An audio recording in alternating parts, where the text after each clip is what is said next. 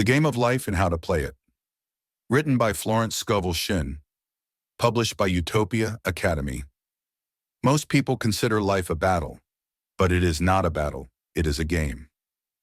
It is a game, however, which cannot be played successfully without the knowledge of spiritual law, and the Old and the New Testaments give the rules of the game with wonderful clearness. Jesus Christ taught that it was a great game of giving and receiving. Whatsoever a man soweth, that shall he also reap. This means that whatever man sends out in word or deed will return to him. What he gives, he will receive. If he gives hate, he will receive hate. If he gives love, he will receive love. If he gives criticism, he will receive criticism. If he lies, he will be lied to. If he cheats, he will be cheated. We are taught also that the imaging faculty plays a leading part in the game of life. Keep thy heart, or imagination, with all diligence, for out of it are the issues of life. This means that what man images, sooner or later, externalizes in his affairs. I know of a man who feared a certain disease. It was a very rare disease and difficult to get, but he pictured it continually and read about it until it manifested in his body, and he died, the victim of distorted imagination. So we see, to play successfully the game of life, we must train the imaging faculty. A person with an imaging faculty trained to image only good brings into his life every righteous desire of his heart: health, wealth, love, friends, perfect self-expression, his highest ideals. The imagination has been called the scissors of the mind, and it is ever cutting, day by day, the pictures man sees there, and sooner or later he meets his own creations in his outer world. To train the imagination successfully, man must understand the workings of his mind. The Greeks said, "Know thyself." There are three departments of the mind: the subconscious, conscious, and superconscious. The subconscious is simply power without direction. It is like steam or electricity, and it does what it is directed to do. It has no power of induction. Whatever man feels deeply or images clearly is impressed upon the subconscious mind and carried out in minutest detail. For example, a woman I know, when a child, always made believe she was a widow. She dressed up in black clothes and wore a long black veil, and people thought she was very clever and amusing. She grew up and married a man with whom she was deeply in love. In a short time he died, and she wore black and a sweeping veil for many years. The picture of herself as a widow was impressed upon the subconscious mind, and in due time worked itself out, regardless of the havoc created. The conscious mind has been called mortal or carnal mind. It is the human mind and sees life as it appears to be. It sees death, disaster, sickness, poverty, and limitation of every kind, and it impresses the subconscious. The superconscious mind is the God mind within each man and is the realm of perfect ideas. In it is the perfect pattern spoken of by Plato, the divine design, for there is a divine design for each person. There is a place that you are to fill and no one else can fill, something you are to do which no one else can do. There is a perfect picture of this in the superconscious mind. It usually flashes across the conscious as an unattainable ideal, something too good to be true. In reality, it is man's true destiny or destination flashed to him from the infinite intelligence which is within himself. Many people, however, are in ignorance of their true destinies and are striving for things and situations which do not belong to them and would only bring failure and dissatisfaction if attained. For example, a woman came to me and asked me to speak the word that she would marry a certain man with whom she was very much in love. She called him A.B. I replied that this would be a violation of spiritual law, but that I would speak the word for the right man, the divine selection, the man who belonged to her by divine right. I added, If AB is the right man, you can't lose him, and if he isn't, you will receive his equivalent. She saw AB frequently, but no headway was made in their friendship. One evening she called and said, "Do you know, for the last week, AB hasn't seemed so wonderful to me." I replied, "Maybe he is not the divine selection. Another man may be the right one." Soon after that, she met another man who fell in love with her at once, and who said she was his ideal. In fact, he said all the things that she had always wished AB would say to her. She remarked, "It was quite uncanny." She soon returned his love and lost all interest in AB. This shows the law of substitution. A right idea was substituted for a wrong one. Therefore, there was no loss or sacrifice involved. Jesus Christ said, "Seek ye first the kingdom of God and his righteousness, and all these things shall be added unto you." And he said the kingdom was within man.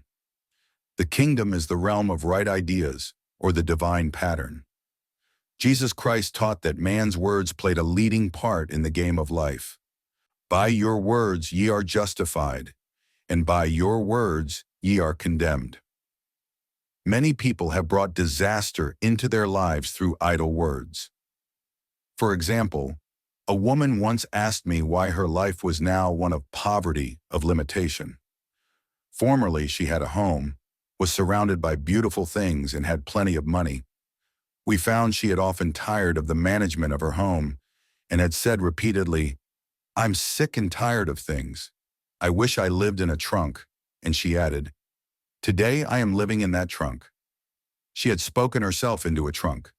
The subconscious mind has no sense of humor, and people often joke themselves into unhappy experiences.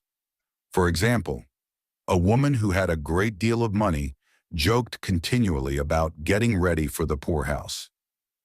In a few years, she was almost destitute, having impressed the subconscious mind with a picture of lack and limitation.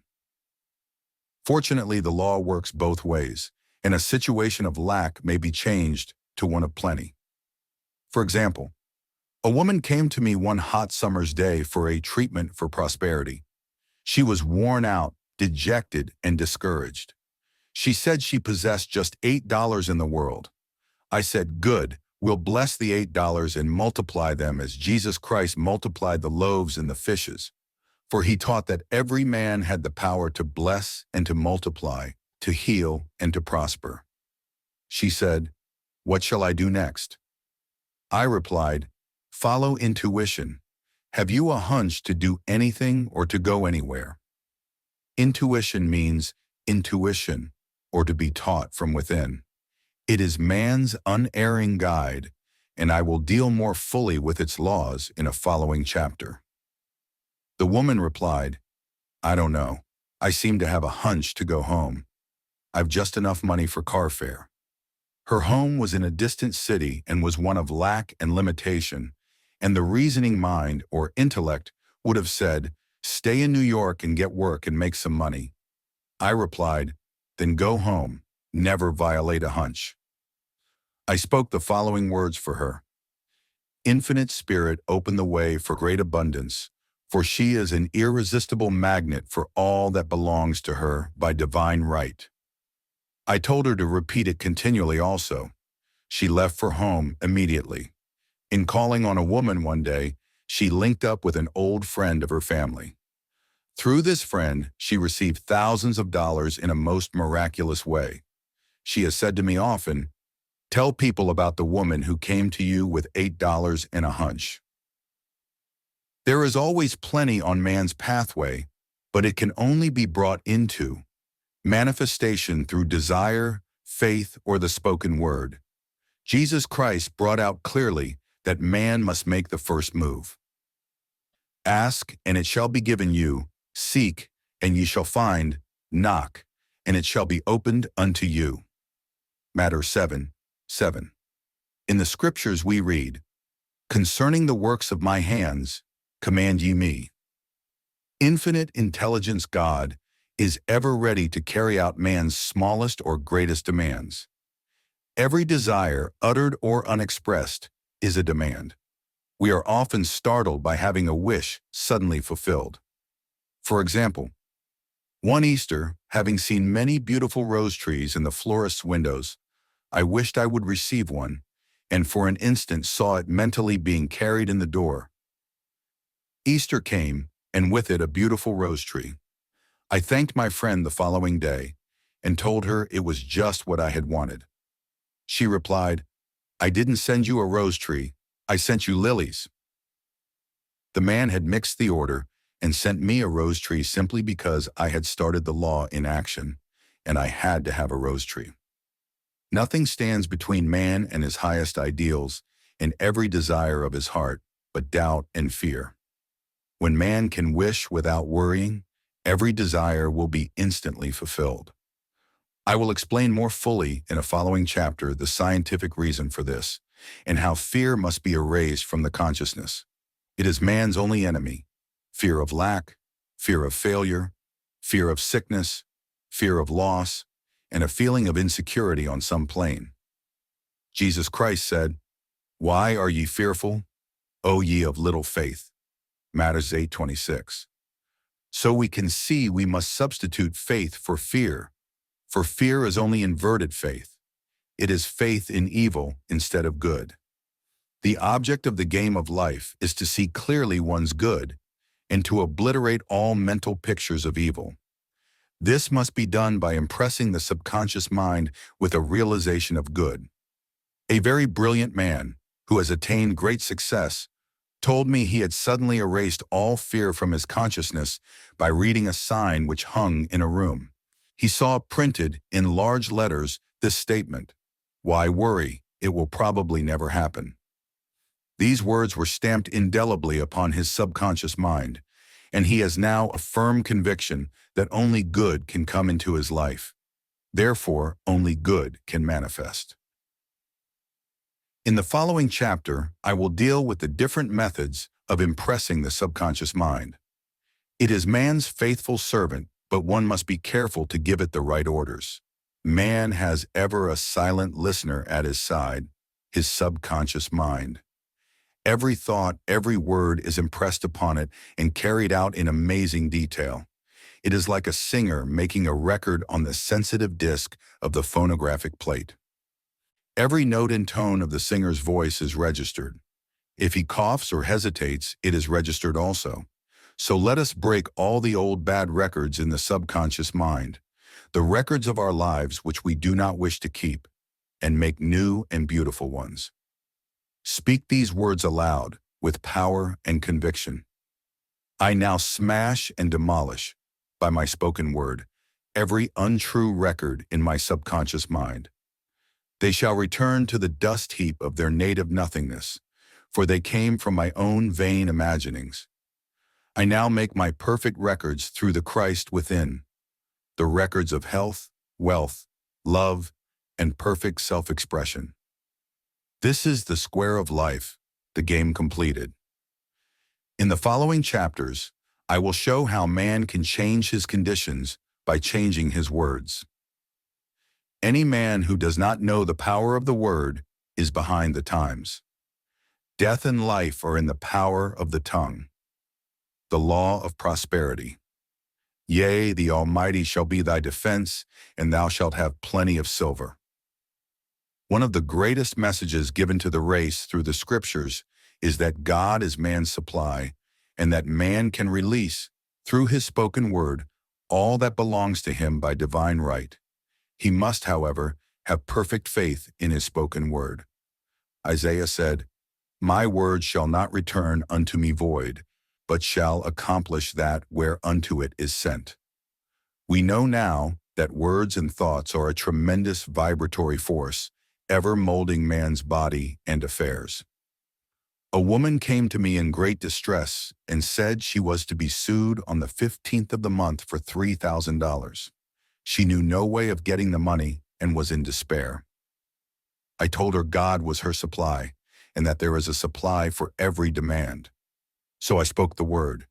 I gave thanks that the woman would receive $3,000 at the right time and the right way. I told her she must have perfect faith and act her perfect faith. The 15th came, but no money had materialized. She called me on the phone and asked what she was to do. I replied, "It is Saturday, so they won't sue you today. Your part is to act rich, thereby showing perfect faith that you will receive it by Monday." She asked me to lunch with her to keep up her courage. When I joined her at a restaurant, I said, "This is no time to economize. Order an expensive luncheon. Act as if you have already received the $3,000. All things whatsoever ye ask in prayer, believing ye shall receive." You must act as if you had already received. The next morning, she called me on the phone and asked me to stay with her during the day. I said, "No, you are divinely protected and God is never too late."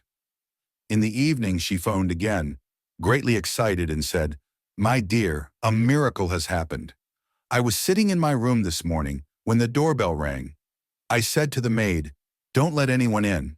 The maid, however, looked out the window and said, 'It's your cousin with the long white beard.' So I said, 'Call him back. I would like to see him.'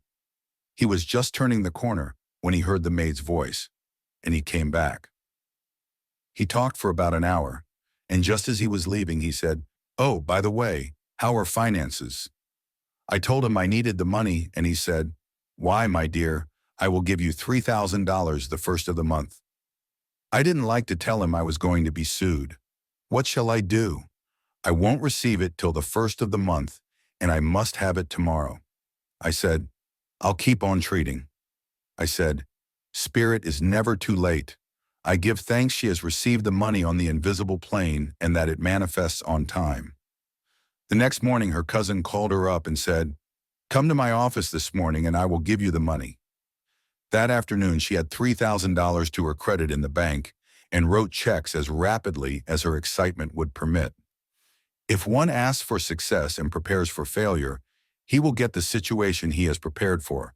For example, a man came to me asking me to speak the word that a certain debt would be wiped out.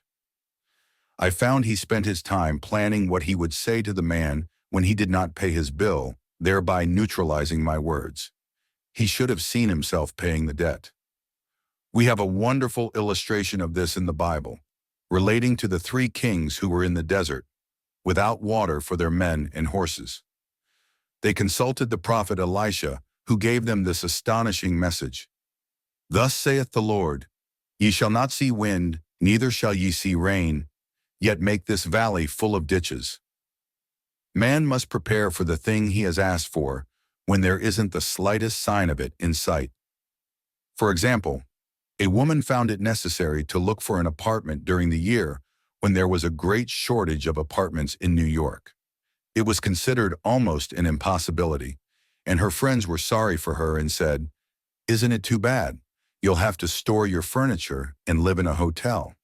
She replied, "You needn't feel sorry for me. I'm a Superman, and I'll get an apartment." She spoke the words.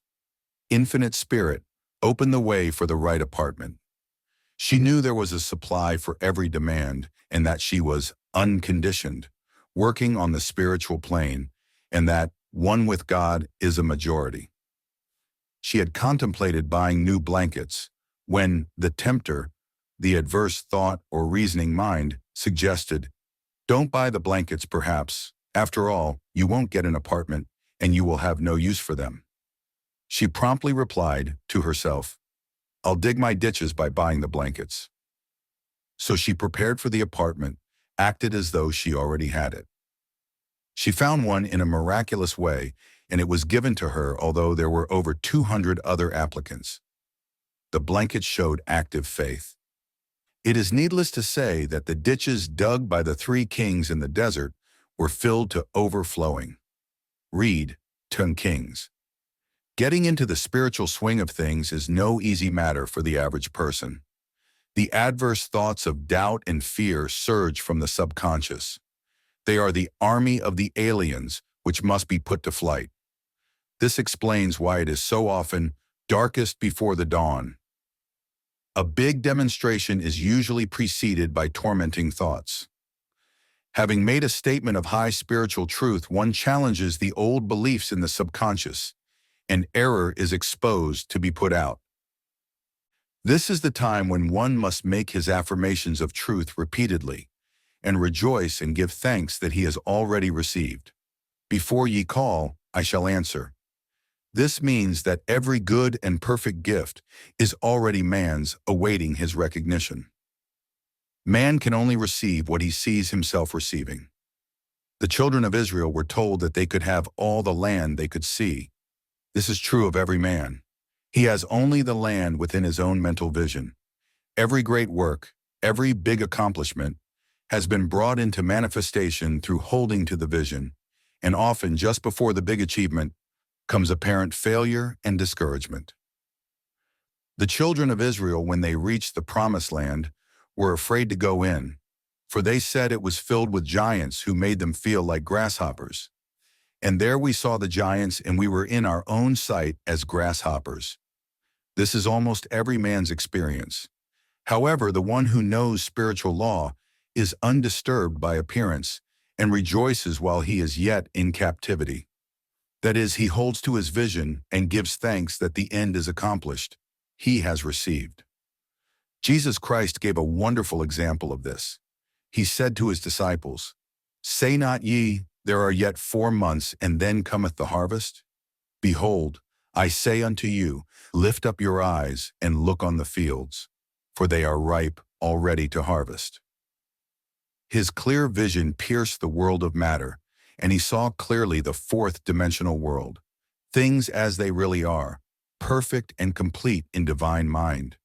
So, man must ever hold the vision of his journey's end and demand the manifestation of that which he has already received. It may be his perfect health, love, supply, self-expression, home, or friends. They are all finished and perfect ideas registered in divine mind, man's own superconscious mind, and must come through him, not to him.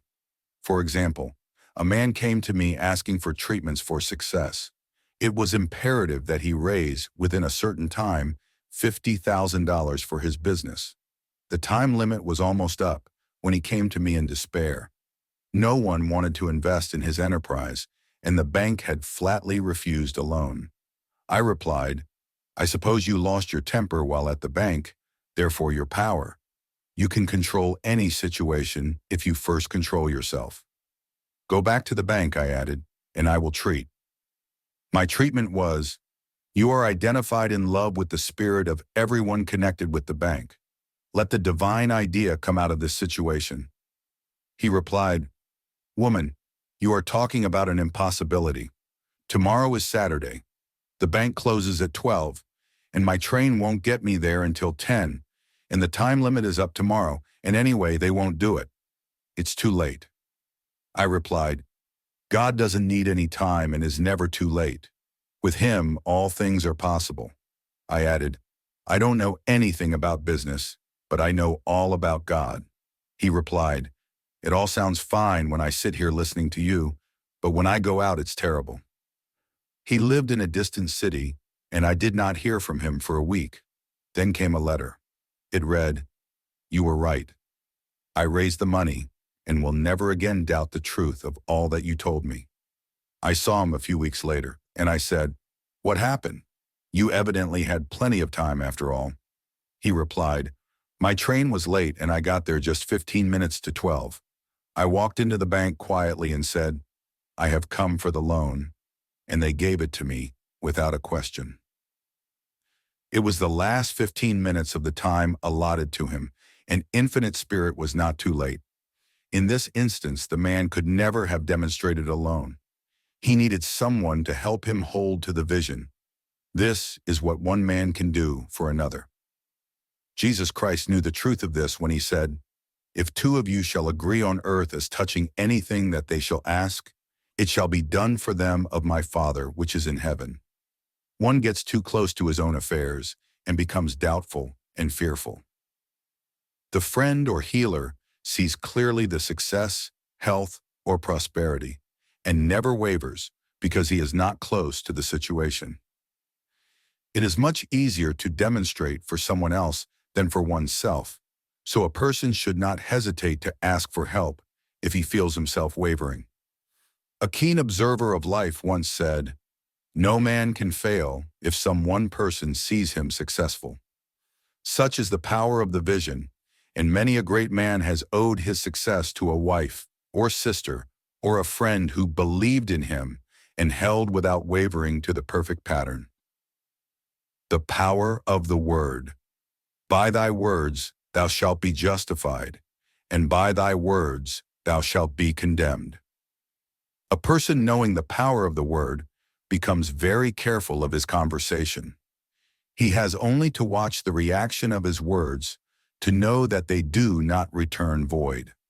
Through his spoken word, man is continually making laws for himself. I knew a man who said, "I always miss a car. It invariably pulls out just as I arrive."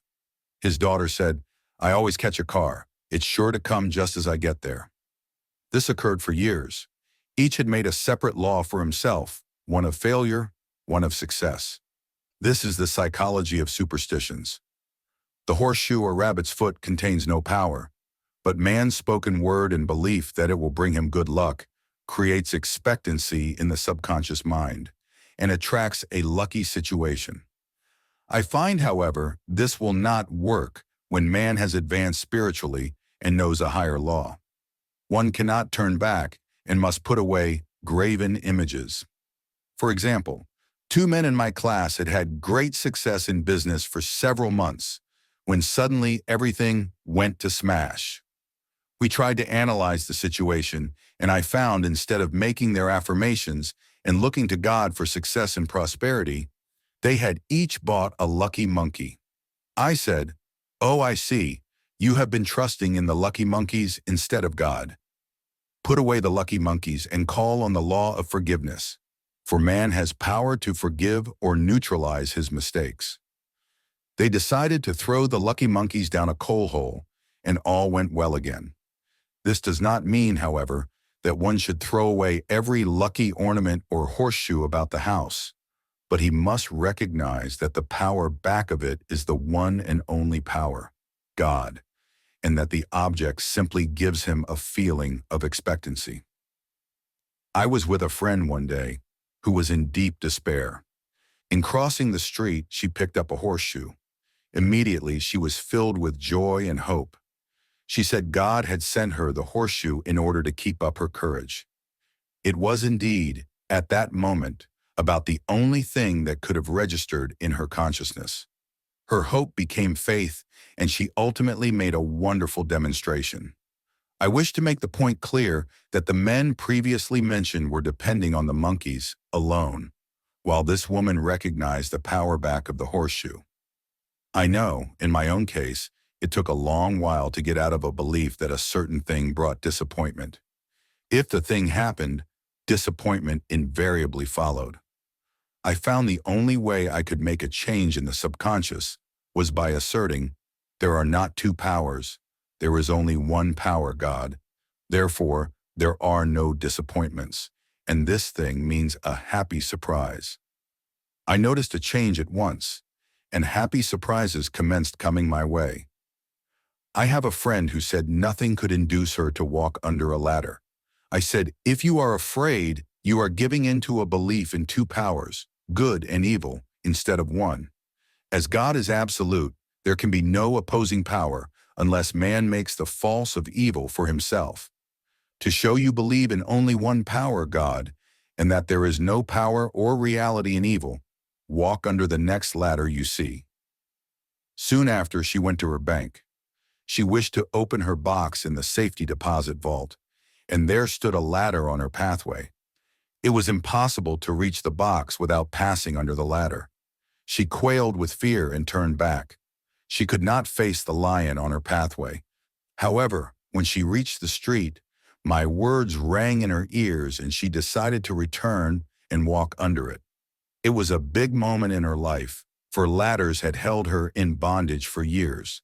She retraced her steps to the vault, and the ladder was no longer there. This so often happens. If one is willing to do a thing he is afraid to do, he does not have to. It is the law of non-resistance, which is so little understood. Someone has said that courage contains genius and magic. Face a situation fearlessly, and there is no situation to face. It falls away of its own weight. The explanation is that fear attracted the ladder on the woman's pathway, and fearlessness removed it. Thus, the invisible forces are ever working for man, who is always pulling the strings, himself, though he does not know it. Owing to the vibratory power of words, whatever man voices, he begins to attract. People who continually speak of disease invariably attract it. After man knows the truth, he cannot be too careful of his words. For example, I have a friend who often says on the phone, "Do come to see me and have a fine old-fashioned chat." This old-fashioned chat means an hour of about 500 to 1,000 destructive words, the principal topics being loss, lack, failure, and sickness. I reply, "No, I thank you. I've had enough old-fashioned chats in my life. They are too expensive, but I will be glad to have a new-fashioned chat and talk about what we want, not what we don't want." There is an old saying that man only dares use his words for three purposes: to heal, bless, or prosper. What man says of others will be said of him, and what he wishes for another, he is wishing for himself. Curses like chickens come home to roost.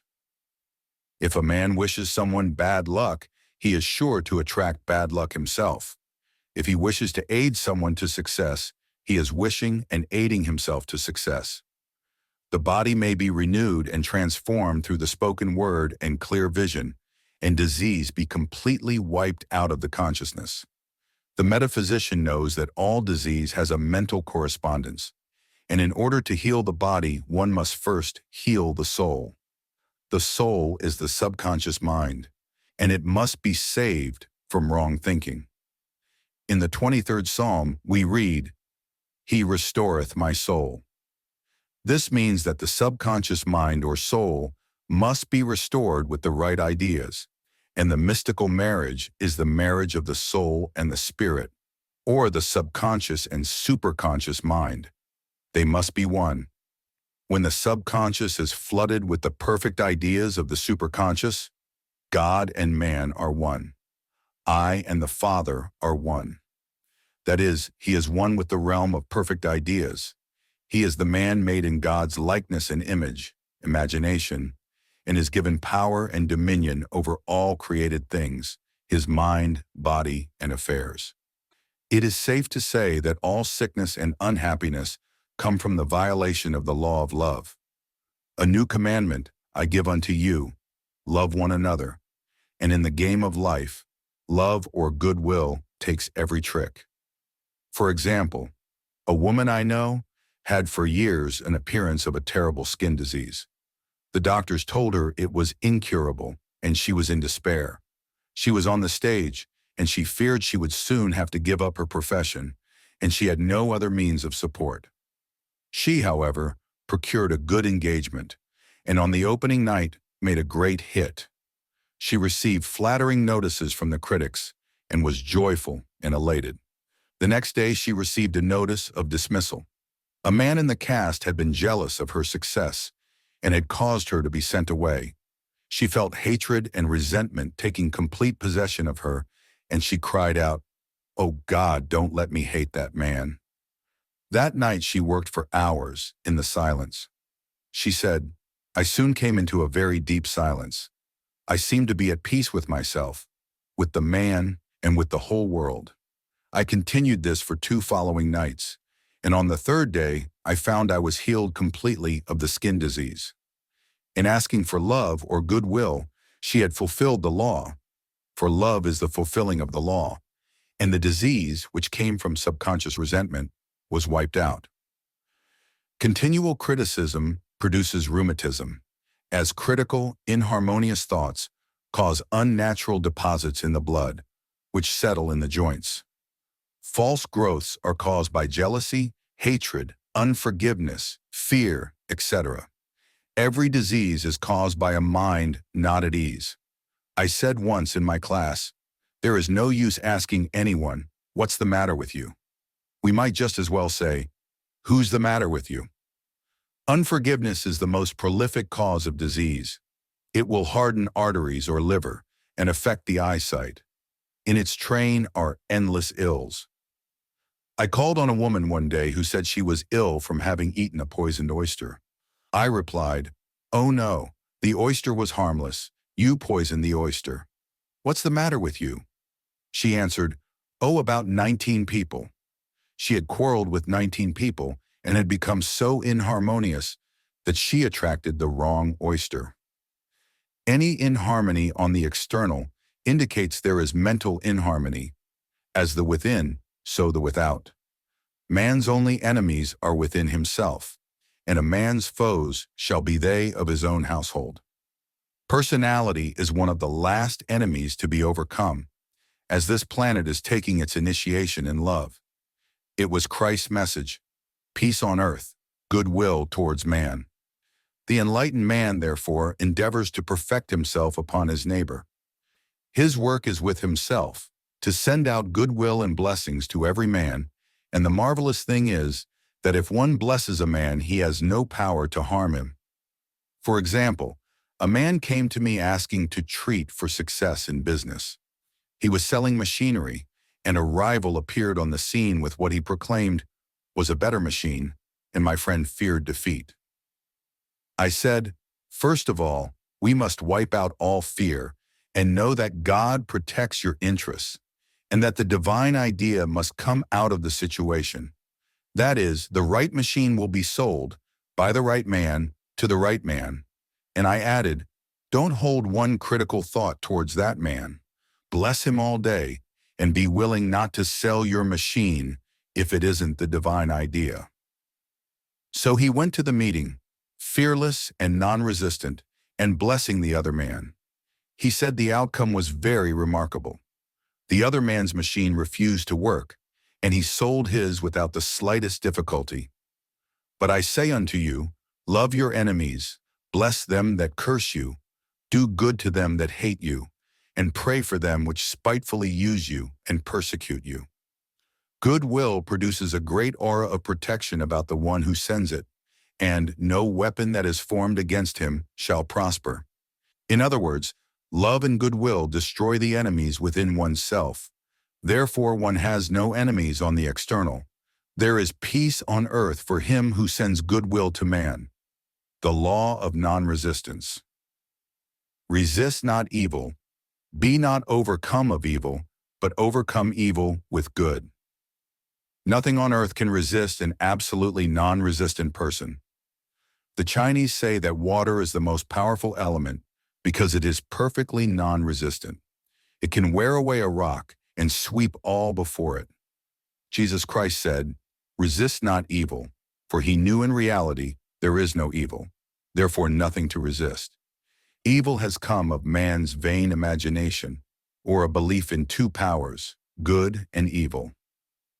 There is an old legend that Adam and Eve ate of Maya, the tree of illusion, and saw two powers instead of one power, God. Therefore, evil is a false law man has made for himself through psychoma or soul sleep. Soul sleep means that man's soul has been hypnotized by the race belief of sin, sickness and death, etc., which is carnal or mortal thought, and his affairs have outpictured his illusions. We have read in a preceding chapter that man's soul is his subconscious mind, and whatever he feels deeply, good or bad, is outpictured by that faithful servant. His body and affairs show forth what he has been picturing. The sick man has pictured sickness, the poor man, poverty, the rich man, wealth. People often say, "Why does a little child attract illness when it is too young even to know what it means?" I answer that children are sensitive and receptive to the thoughts of others about them, and often outpicture the fears of their parents. I heard a metaphysician once say, "If you do not run your subconscious mind yourself, someone else will run it for you." Mothers often, unconsciously, attract illness and disaster to their children by continually holding them in thoughts of fear and watching for symptoms. For example, A friend asked a woman if her little girl had had the measles. She replied promptly, "Not yet."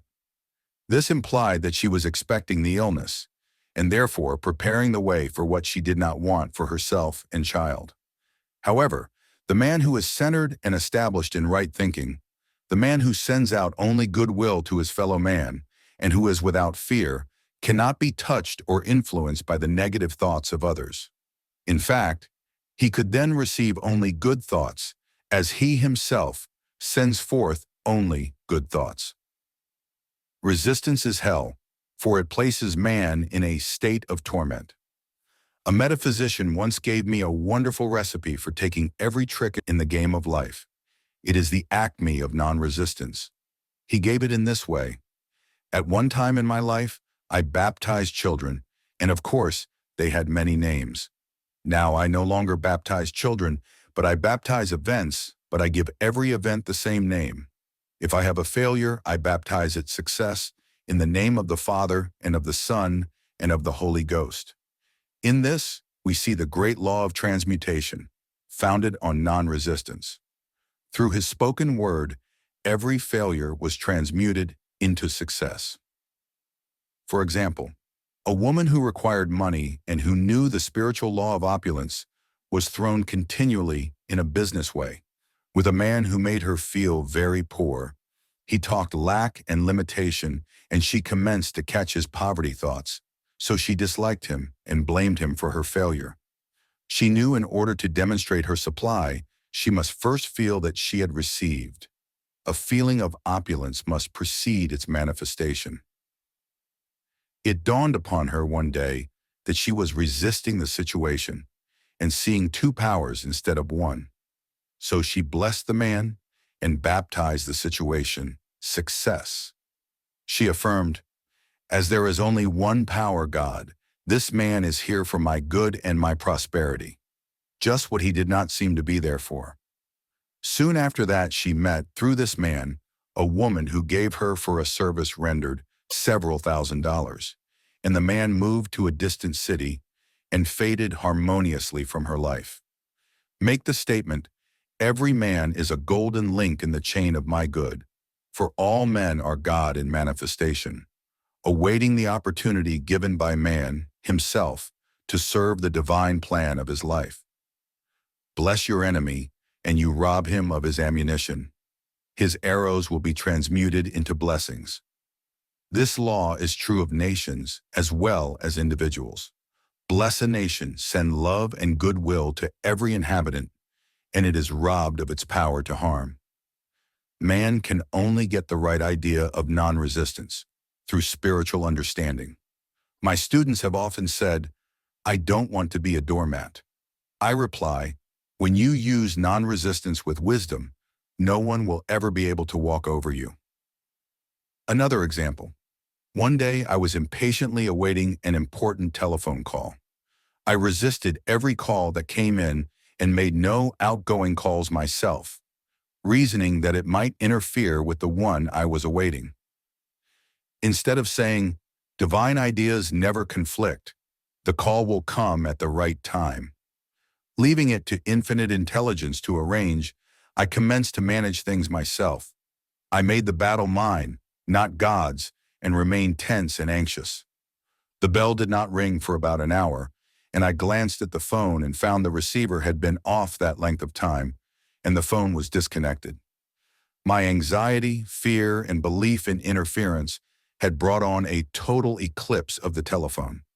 Realizing what I had done, I commenced blessing the situation at once. I baptized it success and affirmed, "I cannot lose any call that belongs to me by divine right. I am under grace and not under law." A friend rushed out to the nearest telephone to notify the company to reconnect. She entered a crowded grocery, but the proprietor left his customers and attended to the call himself.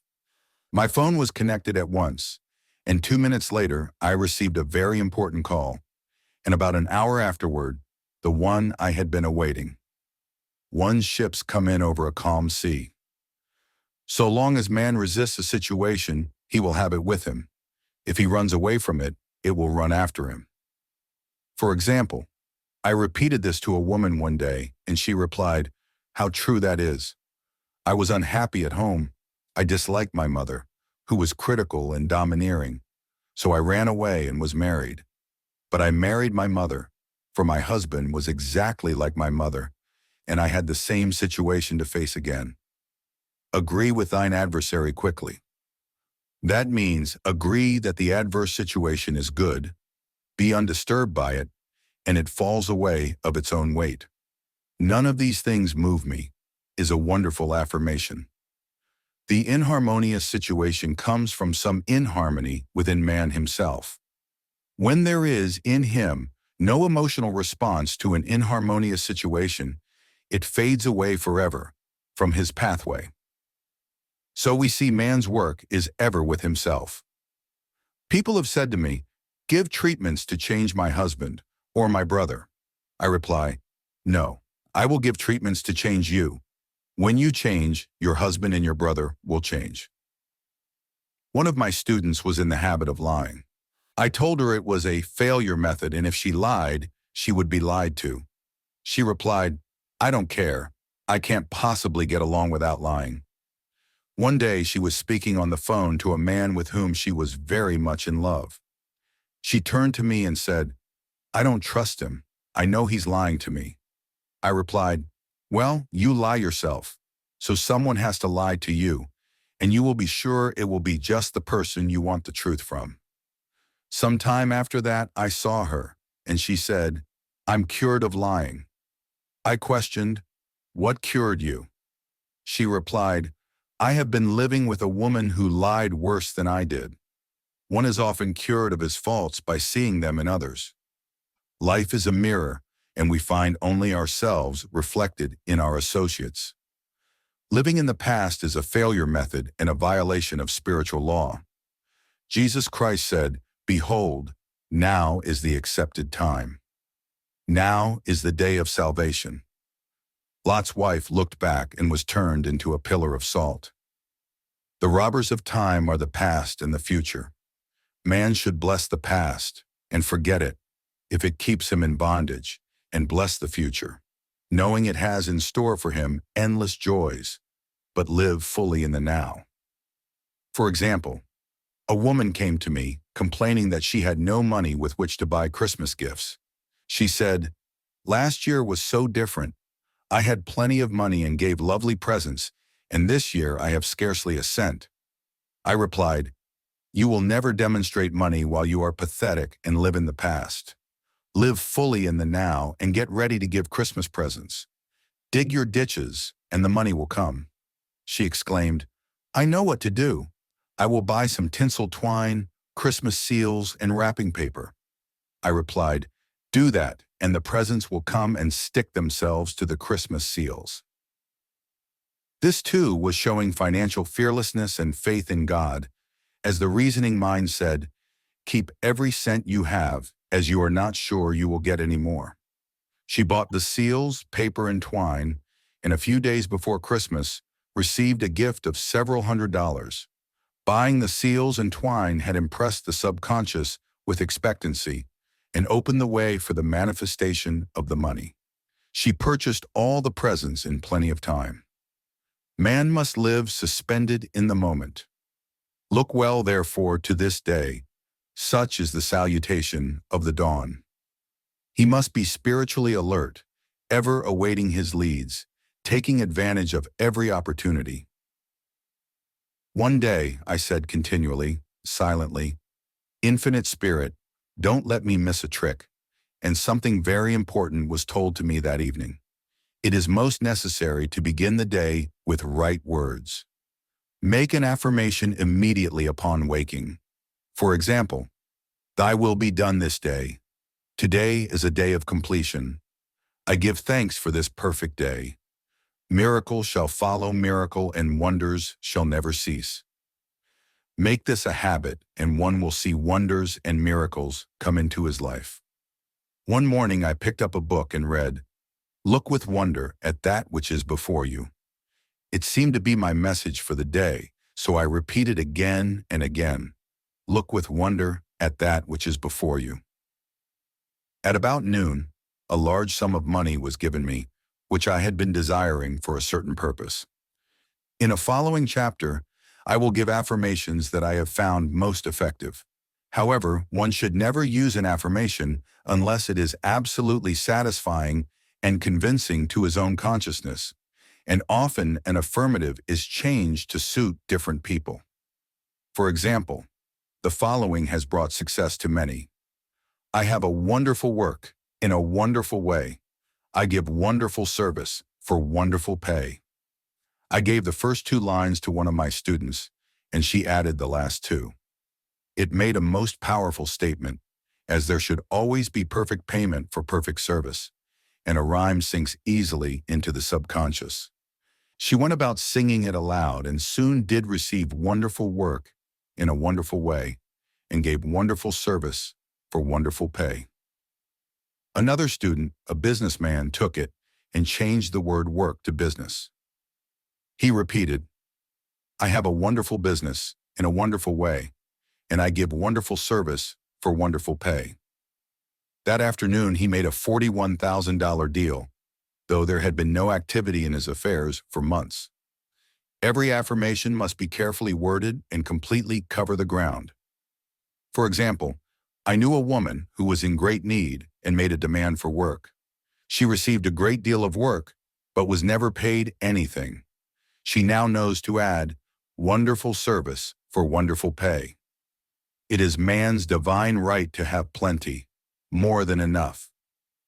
His barns should be full, and his cup should flow over. This is God's idea for man, and when man breaks down the barriers of lack in his own consciousness, the golden age will be his, and every righteous desire of his heart fulfilled. The law of karma and the law of forgiveness. Man receives only that which he gives.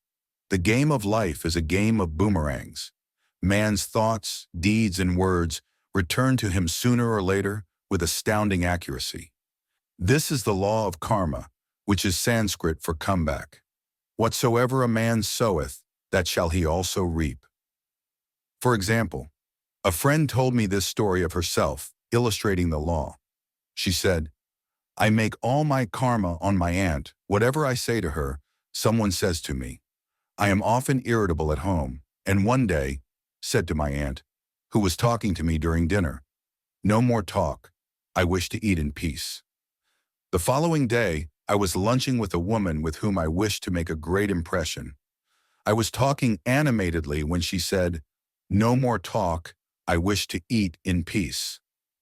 My friend is high in consciousness, so her karma returns much more quickly than to one on the mental plane.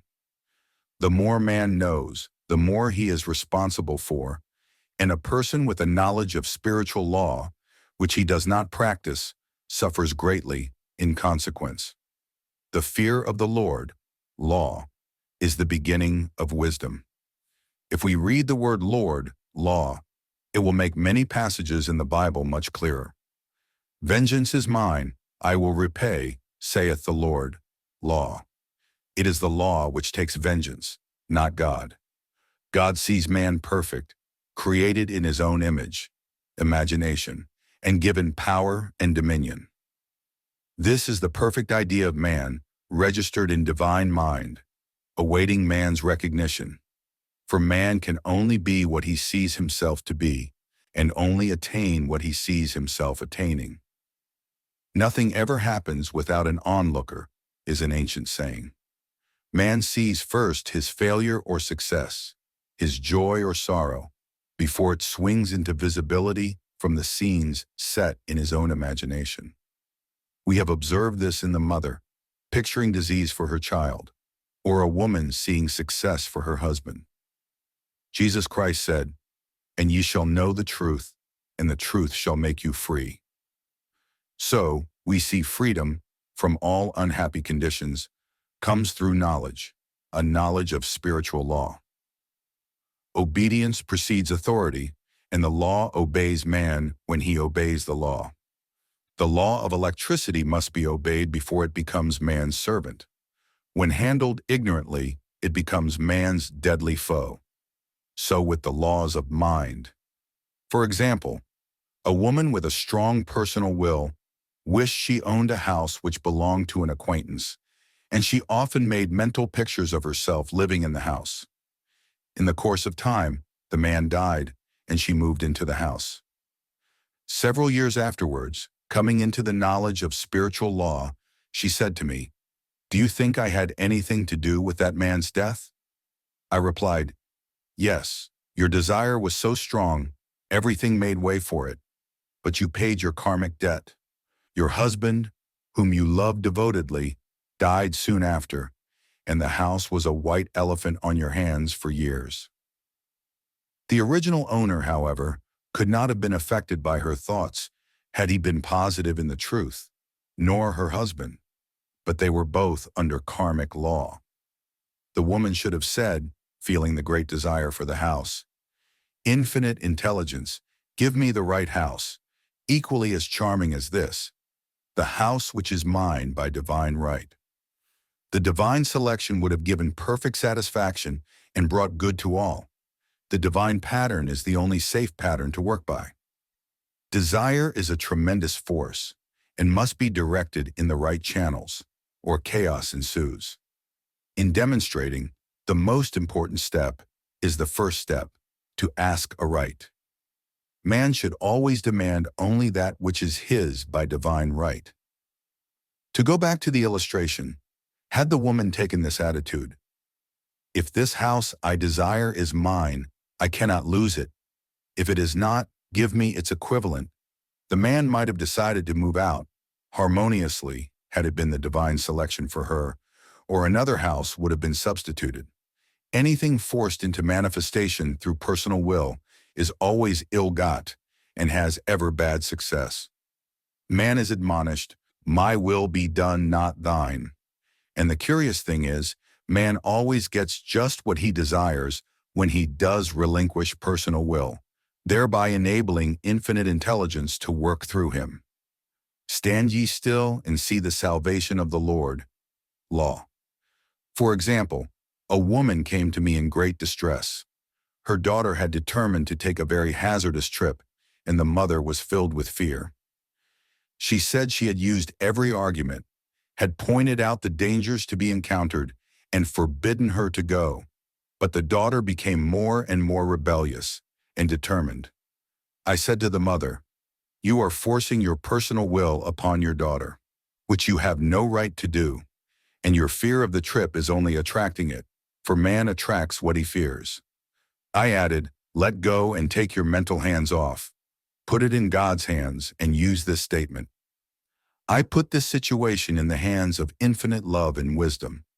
If this trip is the divine plan, I bless it and no longer resist.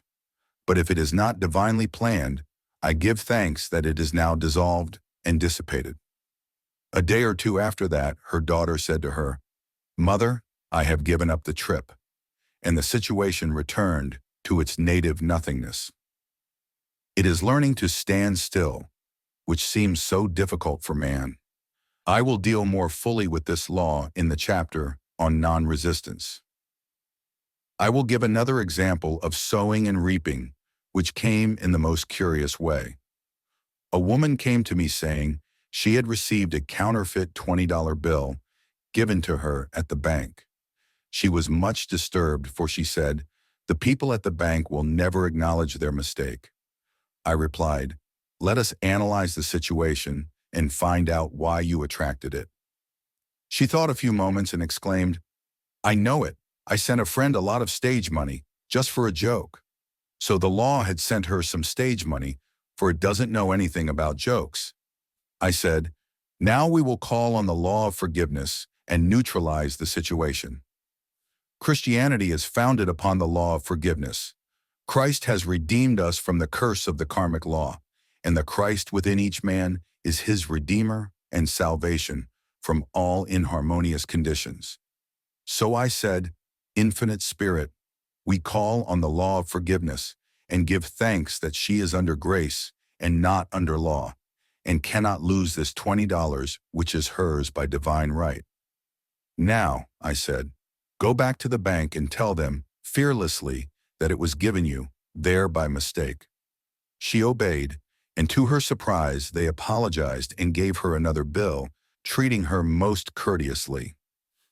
So, knowledge of the law gives man power to rub out his mistakes. Man cannot force the external to be what he is not. If he desires riches, he must be rich first in consciousness. For example, a woman came to me asking treatment for prosperity. She did not take much interest in her household affairs, and her home was in great disorder. I said to her, "If you wish to be rich, you must be orderly. All men with great wealth are orderly, and order is heaven's first law." I added, "You will never become rich with a burnt match in the pincushion." She had a good sense of humor and commenced immediately, putting her house in order. She rearranged furniture, straightened out bureau drawers, cleaned rugs, and soon made a big financial demonstration, a gift from a relative. The woman herself became made over and keeps herself keyed up financially by being ever watchful of the external and expecting prosperity, knowing God is her supply.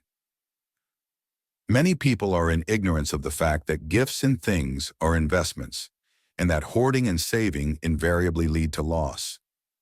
There is that scattereth and yet increaseth, and there is that withholdeth more than is meet, but it tendeth to poverty. For example, I knew a man who wanted to buy a fur-lined overcoat. He and his wife went to various shops, but there was none he wanted. He said they were all too cheap-looking. At last, he was shown one. The salesman said was valued at $1,000, but which the manager would sell him for $500, as it was late in the season. His financial possessions amounted to about $700. The reasoning mind would have said, "You can't afford to spend nearly all you have on a coat." But he was very intuitive and never reasoned. He turned to his wife and said, "If I get this coat, I'll make a ton of money." So his wife consented, weakly. About a month later, he received a $10,000 commission. The coat made him feel so rich, it linked him with success and prosperity. Without the coat, he would not have received the commission. It was an investment paying large dividends. If man ignores these leadings to spend or to give, the same amount of money will go in an uninteresting or unhappy way.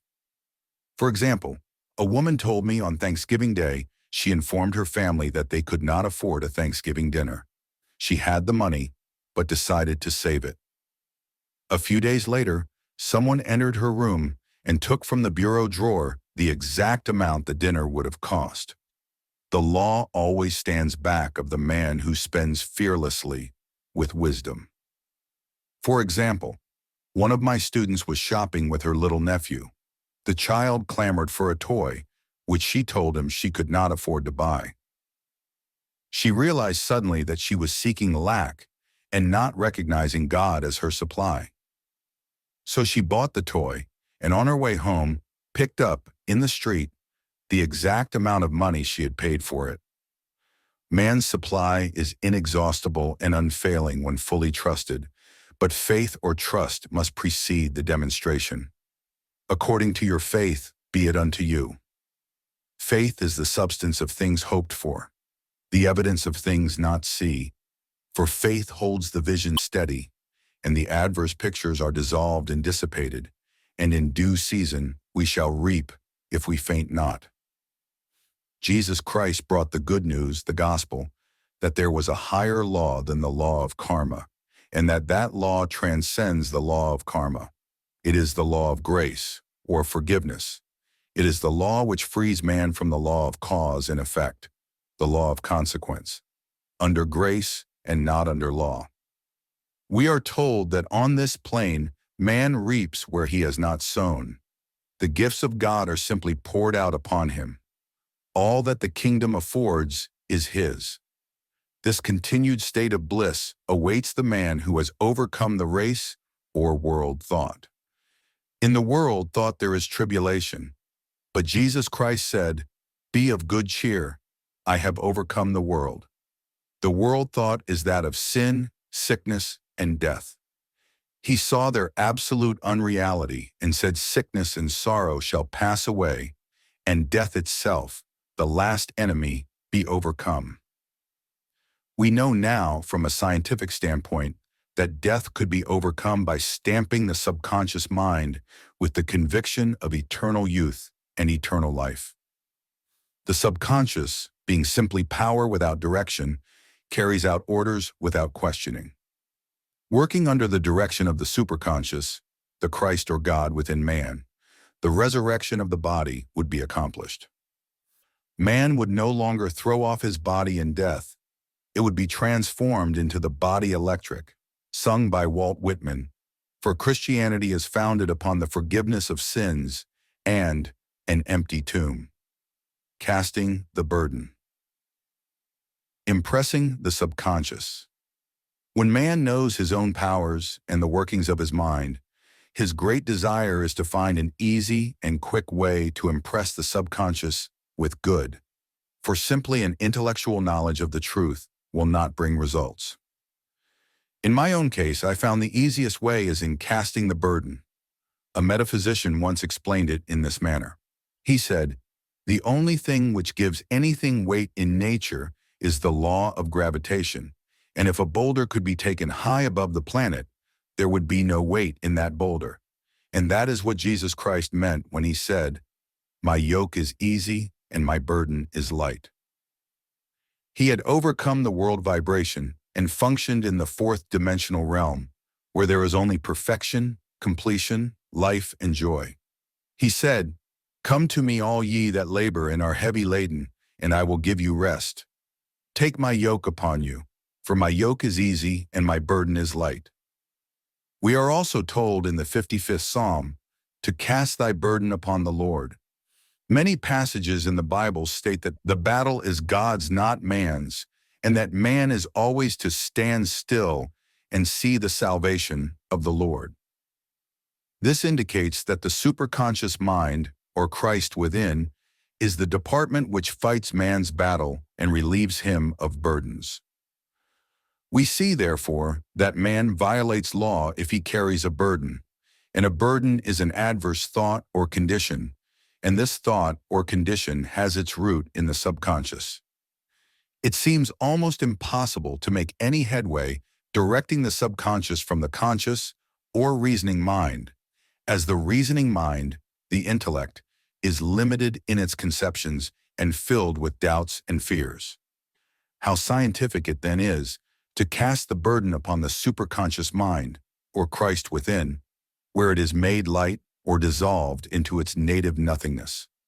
For example, a woman in urgent need of money made light upon the Christ within, the superconscious, with the statement, "I cast this burden of lack on the Christ within, and I go free to have plenty."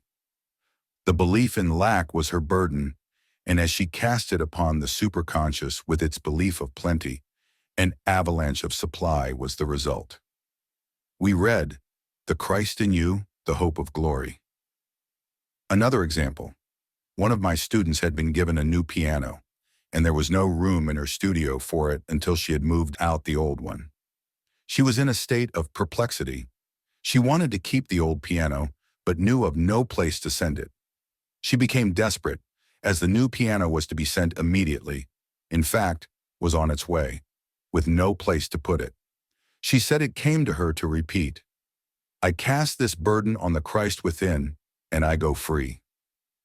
A few moments later, her phone rang, and a woman friend asked if she might rent her old piano, and it was moved out a few minutes before the new one arrived. I knew a woman whose burden was resentment. She said, "I cast this burden of resentment on the Christ within, and I go free to be loving, harmonious, and happy." The almighty superconscious flooded the subconscious with love, and her whole life was changed. For years, resentment had held her in a state of torment and imprisoned her soul, the subconscious mind. The statement should be made over and over and over, sometimes for hours at a time, silently or audibly, with quietness but determination.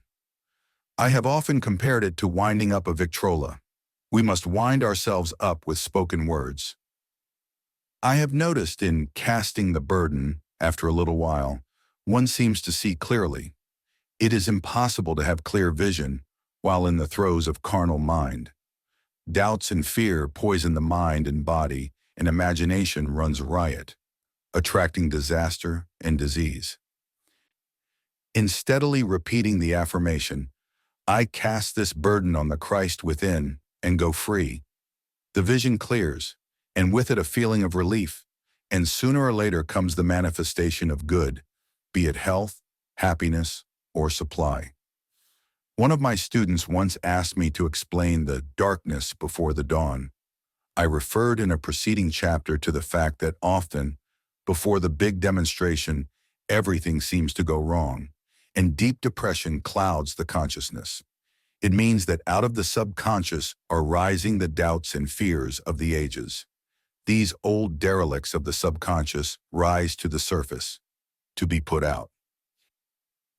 It is then that man should clap his cymbals, like Jehoshaphat, and give thanks that he is saved, even though he seems surrounded by the enemy, the situation of lack or disease.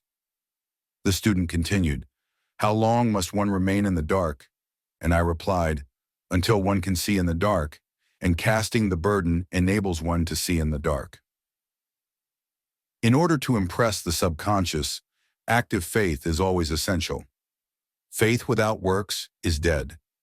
In these chapters, I have endeavored to bring out this point. Jesus Christ showed active faith when he commanded the multitude to sit down on the ground before he gave thanks for the loaves and the fishes. I will give another example showing how necessary this step is. In fact, active faith is the bridge over which man passes to his promised land. Through misunderstanding, a woman had been separated from her husband, whom she loved deeply. He refused all offers of reconciliation and would not communicate with her in any way. Coming into the knowledge of spiritual law, she denied the appearance of separation. She made this statement, "There is no separation in divine mind, therefore, I cannot be separated from the love and companionship which are mine by divine right." She showed active faith by arranging a place for him at the table every day, thereby impressing the subconscious with the picture of his return. Over a year passed, but she never wavered, and one day he walked in. The subconscious is often impressed through music. Music has a fourth-dimensional quality and releases the soul from imprisonment. It makes wonderful things seem possible and easy of accomplishment. I have a friend who uses her Victrola daily for this purpose. It puts her in perfect harmony and releases the imagination. Another woman often dances while making her affirmations. The rhythm and harmony of music and motion carry her words forth with tremendous power. The student must remember also not to despise the day of small things. Invariably, before a demonstration, come signs of land. Before Columbus reached America, he saw birds and twigs which showed him land was near. So it is with a demonstration, but often the student mistakes it for the demonstration itself and is disappointed. For example, a woman had spoken the word for a set of dishes. Not long afterwards, a friend gave her a dish which was old and cracked. She came to me and said, "Well, I asked for a set of dishes, and all I got was a cracked plate." I replied, "The plate was only signs of land. It shows your dishes are coming. Look upon it as birds and seaweed." And not long afterwards, the dishes came. Continually making believe impresses the subconscious. If one makes believe he is rich and makes believe he is successful, in due time he will reap.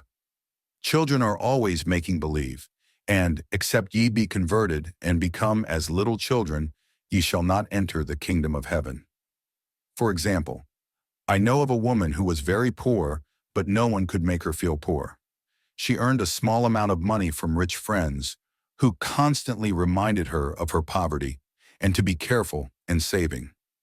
Regardless of their admonitions, she would spend all her earnings on a hat or make someone a gift, and be in a rapturous state of mind.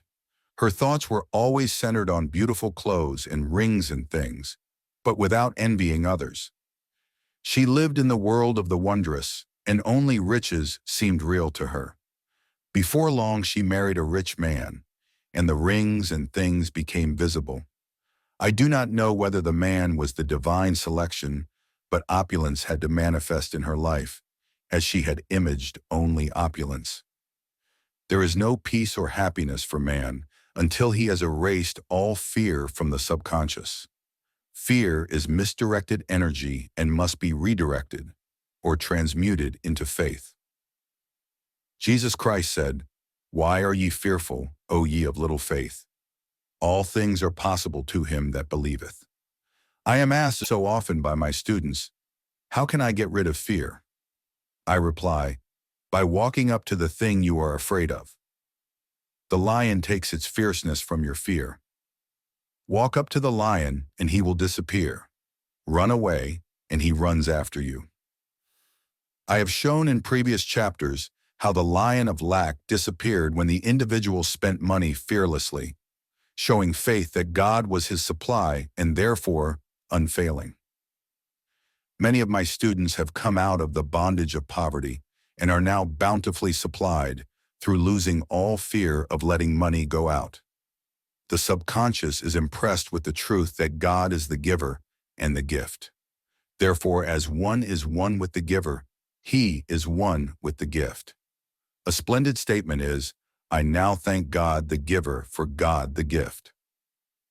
Man has so long separated himself from his good and his supply through thoughts of separation and lack that sometimes it takes dynamite to dislodge these false ideas from the subconscious.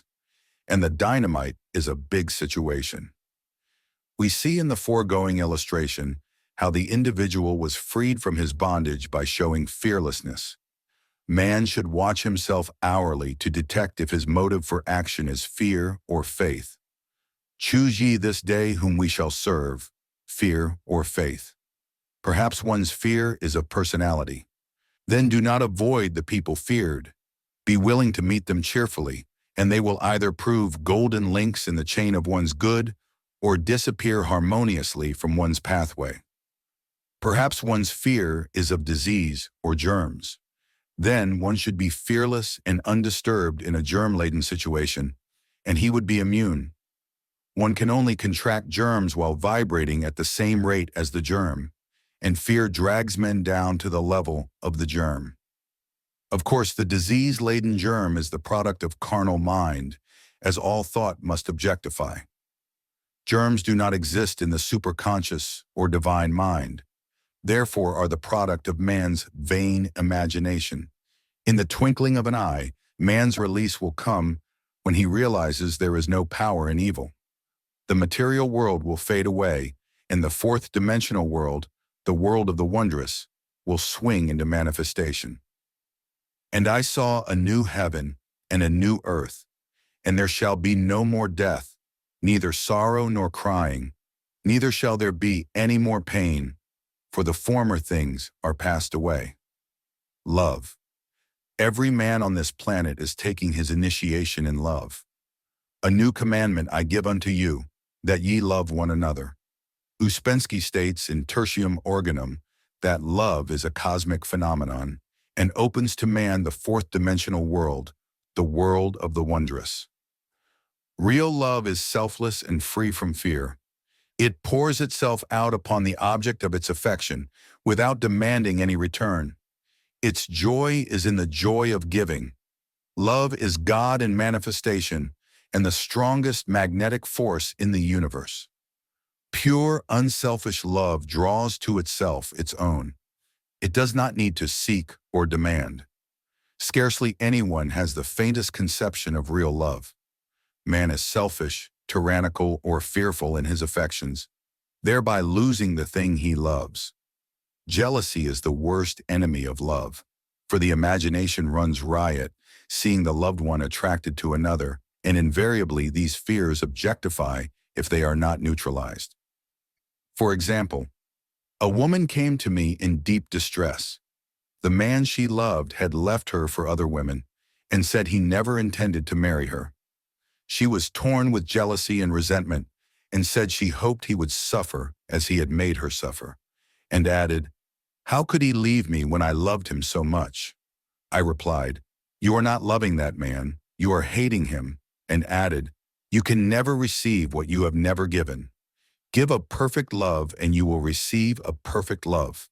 Perfect yourself on this man. Give him a perfect, unselfish love, demanding nothing in return. Do not criticize or condemn, and bless him wherever he is." She replied, "No, I won't bless him unless I know where he is." "Well," I said, "that is not real love. When you send out real love will return to you, either from this man or his equivalent. For if this man is not the divine selection, you will not want him. As you are one with God, you are one with the love which belongs to you by divine right." Several months passed, and matters remained about the same, but she was working conscientiously with herself. I said, "When you are no longer disturbed by his cruelty, he will cease to be cruel, as you are attracting it through your own emotions." Then I told her of a brotherhood in India who never said good morning to each other. They used these words, "I salute the divinity in you." They saluted the divinity in every man and in the wild animals in the jungle, and they were never harmed, for they saw only God in every living thing. I said, "Salute the divinity in this man and say, I see your divine self only. I see you as God sees you, perfect, made in his image and likeness." She found she was becoming more poised and gradually losing her resentment. He was a captain, and she always called him the Cap. One day she said suddenly, "God bless the Cap wherever he is." I replied, "Now, that is real love. And when you have become a complete circle and are no longer disturbed by the situation, you will have his love or attract its equivalent."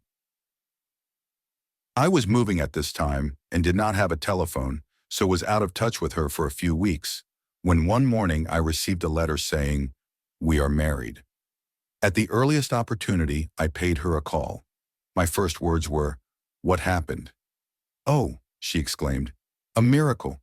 One day I woke up and all suffering had ceased. I saw him that evening, and he asked me to marry him. We were married in about a week, and I have never seen a more devoted man." There is an old saying, "No man is your enemy, no man is your friend, every man is your teacher." So one should become impersonal and learn what each man has to teach him, and soon he would learn his lessons and be free. The woman's lover was teaching her selfless love, which every man, sooner or later, must learn. Suffering is not necessary for man's development. It is the result of violation of spiritual law, but few people seem able to rouse themselves from their soul sleep without it. When people are happy, they usually become selfish, and automatically the law of karma is set in action. Man often suffers loss through lack of appreciation. I knew a woman who had a very nice husband, but she said often, "I don't care anything about being married, but that is nothing against my husband. I'm simply not interested in married life." She had other interests and scarcely remembered she had a husband. She only thought of him when she saw him. One day her husband told her he was in love with another woman and left. She came to me in distress and resentment. I replied, "It is exactly what you spoke the word for. You said you didn't care anything about being married, so the subconscious worked to get you unmarried." She said, "Oh yes, I see. People get what they want and then feel very much hurt." She soon became in perfect harmony with the situation and knew they were both much happier apart. When a woman becomes indifferent or critical and ceases to be an inspiration to her husband, he misses the stimulus of their early relationship and is restless and unhappy. A man came to me dejected, miserable, and poor. His wife was interested in the science of numbers and had had him read. It seems the report was not very favorable, for he said, My wife says I'll never amount to anything because I am a 2. I replied, I don't care what your number is. You are a perfect idea in divine mind, and we will demand the success and prosperity which are already planned for you by that infinite intelligence. Within a few weeks, he had a very fine position, and a year or 2 later, he achieved a brilliant success as a writer. No man is a success in business unless he loves his work. The picture the artist paints for love of his art is his greatest work. The potboiler is always something to live down.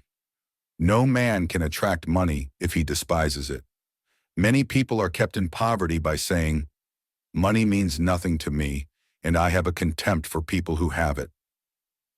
This is the reason so many artists are poor. Their contempt for money separates them from it. I remember hearing one artist say of another, he's no good as an artist, he has money in the bank. This attitude of mind, of course, separates man from his supply. He must be in harmony with a thing in order to attract it.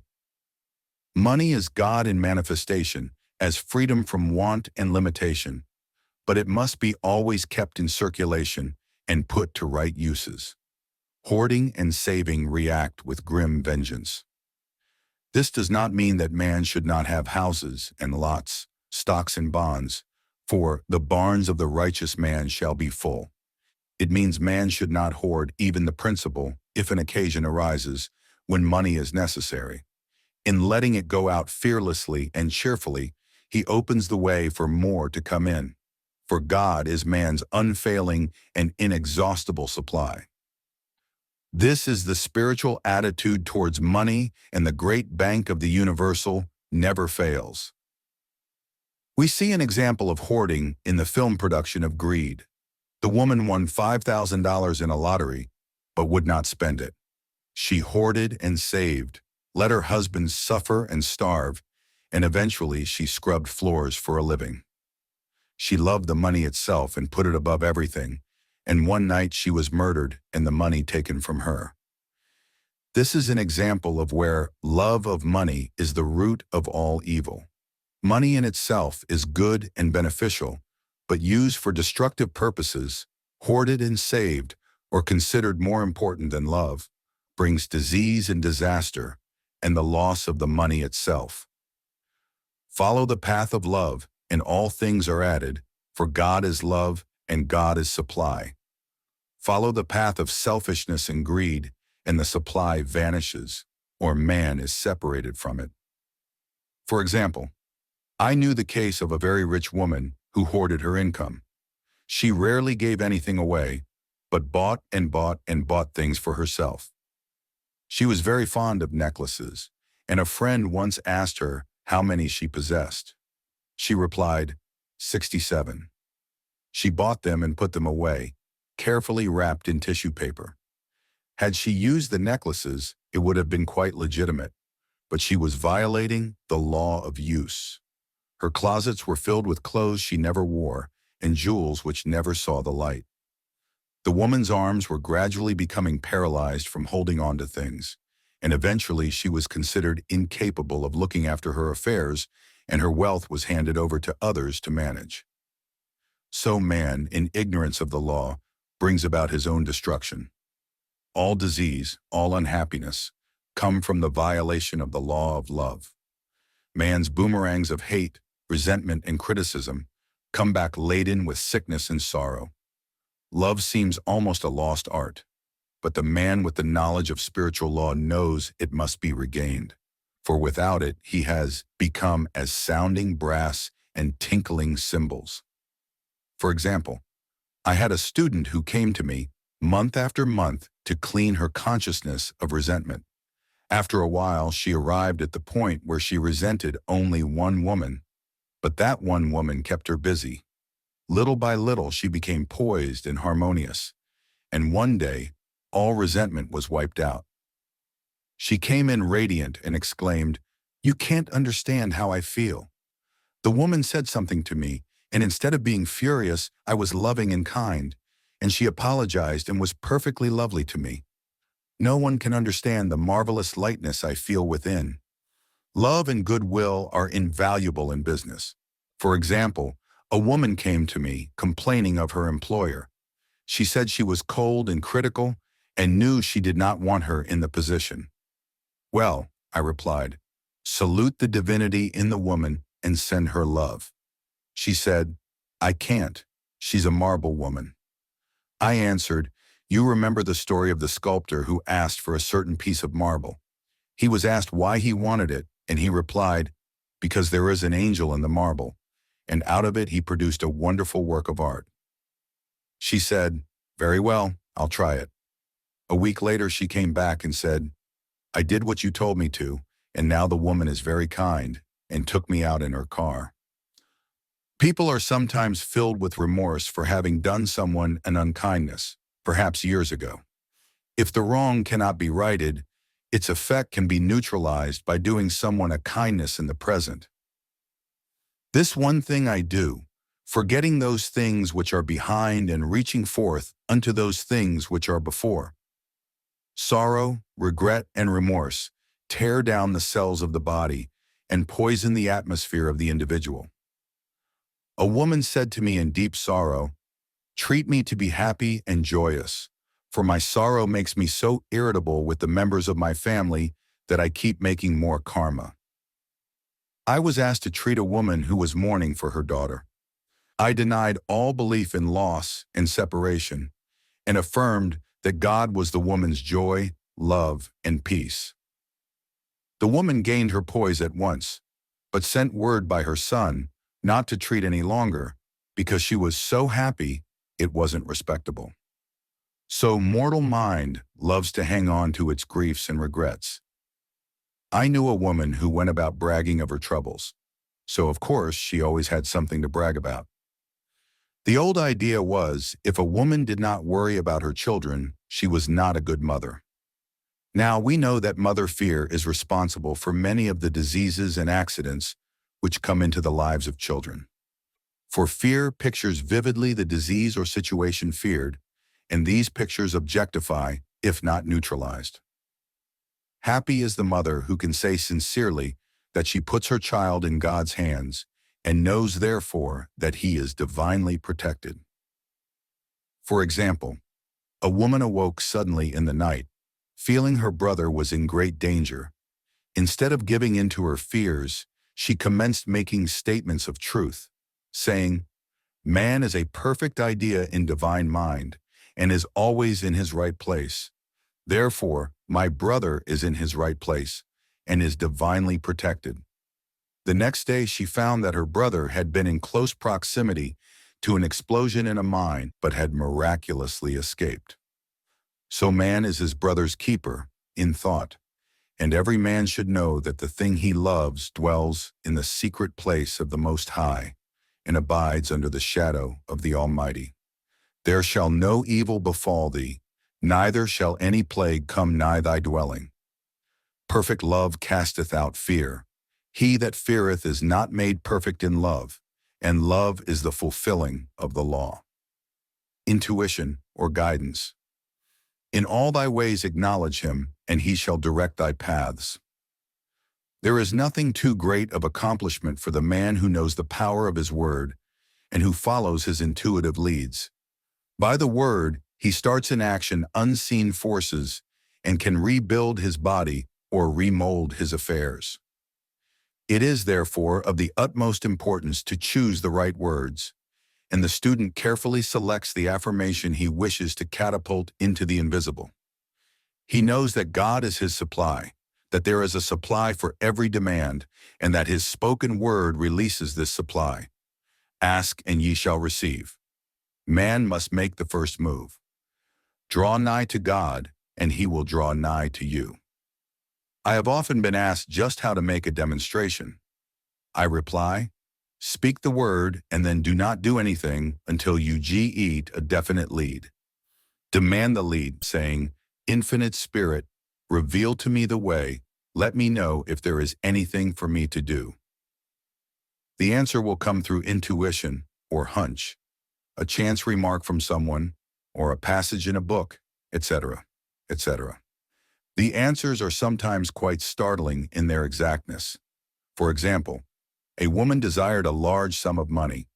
She spoke the words, "Infinite Spirit, open the way for my immediate supply. Let all that is mine by divine right now reach me in great avalanches of abundance."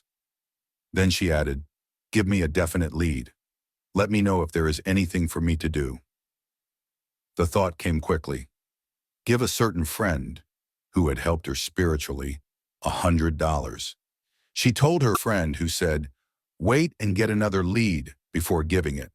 So she waited, and that day met a woman who said to her, "I gave someone $1 today. It was just as much for me as it would be for you to give someone 100.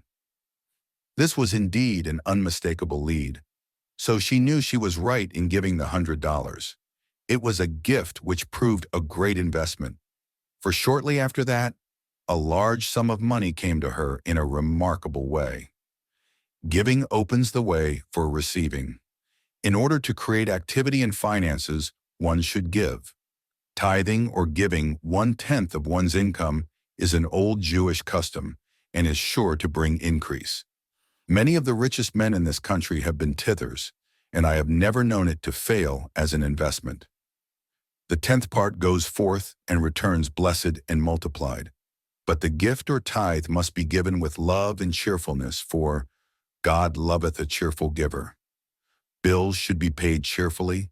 All money should be sent forth fearlessly and with a blessing. This attitude of mind makes man master of money. It is his to obey, and his spoken word then opens vast reservoirs of wealth. Man himself limits his supply by his limited vision. Sometimes the student has a great realization of wealth, but is afraid to act. The vision and action must go hand in hand, as in the case of the man who bought the fur-lined overcoat. A woman came to me asking me to speak the word for a position. So I demanded, "Infinite Spirit, open the way for this woman's right position." Never ask for just a position. Ask for the right position, the place already planned in divine mind, as it is the only one that will give satisfaction. I then gave thanks that she had already received and that it would manifest quickly. Very soon she had 3 positions offered her, 2 in New York and 1 in Palm Beach, and she did not know which to choose. I said, "Ask for a definite lead." The time was almost up and was still undecided, when one day she telephoned, "When I woke up this morning, I could smell Palm Beach." She had been there before and knew its balmy fragrance. I replied, "Well, if you can smell Palm Beach from here, it is certainly your lead." She accepted the position, and it proved a great success. Often one's lead comes at an unexpected time.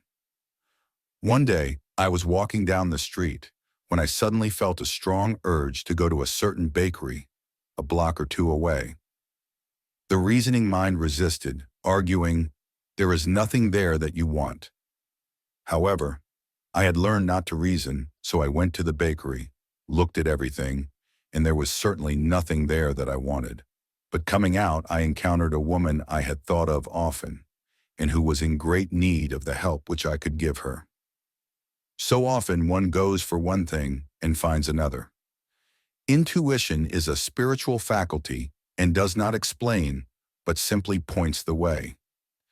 A person often receives a lead during a treatment. The idea that comes may seem quite irrelevant, but some of God's leadings are mysterious. In the class one day, I was treating that each individual would receive a definite lead. A woman came to me afterwards and said, "While you were treating, I got the hunch to take my furniture out of storage and get an apartment." The woman had come to be treated for health. I told her I knew in getting a home of her own, her health would improve, and I added, "I believe your trouble, which is a congestion, has come from having things stored away. Congestion of things causes congestion in the body. You have violated the law of use, and your body is paying the penalty." So I gave thanks that divine order was established in her mind, body, and affairs. People little dream of how their affairs react on the body. There is a mental correspondence for every disease. A person might receive instantaneous healing through the realization of his body being a perfect idea in divine mind, and therefore whole and perfect. But if he continues his destructive thinking, hoarding, hating, fearing, condemning, the disease will return. Jesus Christ knew that all sickness came from sin, but admonished the leper after the healing to go and sin no more, lest a worse thing come upon him. So man's soul or subconscious mind must be washed whiter than snow for permanent healing, and the metaphysician is always delving deep for the correspondence. Jesus Christ said, "Condemn not, lest ye also be condemned. Judge not, lest ye be judged." Many people have attracted disease and unhappiness through condemnation of others. What man condemns in others, he attracts to himself. For example, a friend came to me in anger and distress because her husband had deserted her for another woman. She condemned the other woman and said continually she knew he was a married man and had no right to accept his attentions. I replied, "Stop condemning the woman, bless her, and be through with the situation. Otherwise, you are attracting the same thing to yourself." She was deaf to my words, and a year or two later became deeply interested in a married man herself. Man picks up a live wire whenever he criticizes or condemns and may expect a shock. Indecision is a stumbling block in many a pathway. In order to overcome it, make the statement repeatedly, "I am always under direct inspiration. I make right decisions quickly." These words impress the subconscious, and soon one finds himself awake and alert, making his right moves without hesitation. I have found it destructive to look to the psychic plane for guidance, as it is the plane of many minds and not the one mind. As man opens his mind to subjectivity, he becomes a target for destructive forces. The psychic plane is the result of man's mortal thought and is on the plane of opposites. He may receive either good or bad messages. The science of numbers and the reading of horoscopes keep man down on the mental or mortal plane, for they deal only with the karmic path. I know of a man who should have been dead years ago, according to his horoscope, but he is alive and a leader of one of the biggest movements in this country for the uplift of humanity. It takes a very strong mind to neutralize a prophecy of evil. The student should declare, "Every false prophecy shall come to naught. Every plan my Father in heaven has not planned shall be dissolved and dissipated. The divine idea now comes to pass." However, if any good message has ever been given one of coming happiness or wealth, harbor and expect it, and it will manifest sooner or later through the law of expectancy. Man's will should be used to back the universal will. I will that the will of God be done. It is God's will to give every man every righteous desire of his heart, and man's will should be used to hold the perfect vision without wavering. The prodigal son said, "I will arise and go to my father." It is indeed often an effort of the will to leave the husks and swine of mortal thinking. It is so much easier for the average person to have fear than faith, so faith is an effort of the will. As man becomes spiritually awakened, he recognizes that any external inharmony is the correspondence of mental inharmony.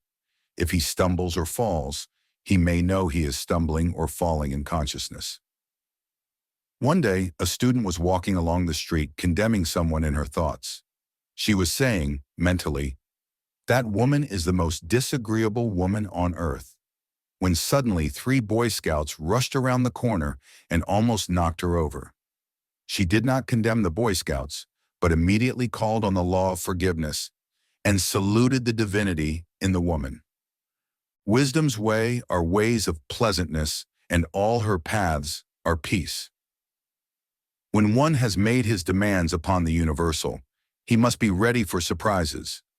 Everything may seem to be going wrong, when in reality, it is going right. For example, a woman was told that there was no loss in divine mind.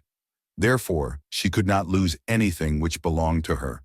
Anything lost would be returned, or she would receive its equivalent. Several years previously, she had lost $2,000. She had loaned the money to a relative during her lifetime, but the relative had died, leaving no mention of it in her will. The woman was resentful and angry, and as she had no written statement of the transaction, she never received the money. So she determined to deny the loss and collect the $2,000 from the Bank of the Universal. She had to begin by forgiving the woman, as resentment and unforgiveness closed the doors of this wonderful bank. She made this statement, "I deny loss. There is no loss in divine mind. Therefore, I cannot lose the $2,000, which belonged to me by divine right. As one door shuts, another door opens." She was living in an apartment house which was for sale, and in the lease was a clause stating that if the house was sold, the tenants would be required to move out within 90 days. Suddenly, the landlord broke the leases and raised the rent. Again, injustice was on her pathway, but this time she was undisturbed. She blessed the landlord and said, "As the rent has been raised, it means that I'll be that much richer, for God is my supply." New leases were made out for the advanced rent, but by some divine mistake, the 90 days clause had been forgotten. Soon after, the landlord had an opportunity to sell the house. On account of the mistake in the new leases, the tenants held possession for another year. The agent offered each tenant $200 if he would vacate. Several families moved. 3 remained, including the woman. A month or 2 passed, and the agent again appeared. This time he said to the woman, "Will you break your lease for the sum of $1,500? It flashed upon her, "Here comes the $2,000. She remembered having said to friends in the house, "We will all act together if anything more is said about leaving." So her lead was to consult her friends. These friends said, "Well, if they have offered you $1,500, they will certainly give $2,000. So she received a check for $2,000 for giving up the apartment.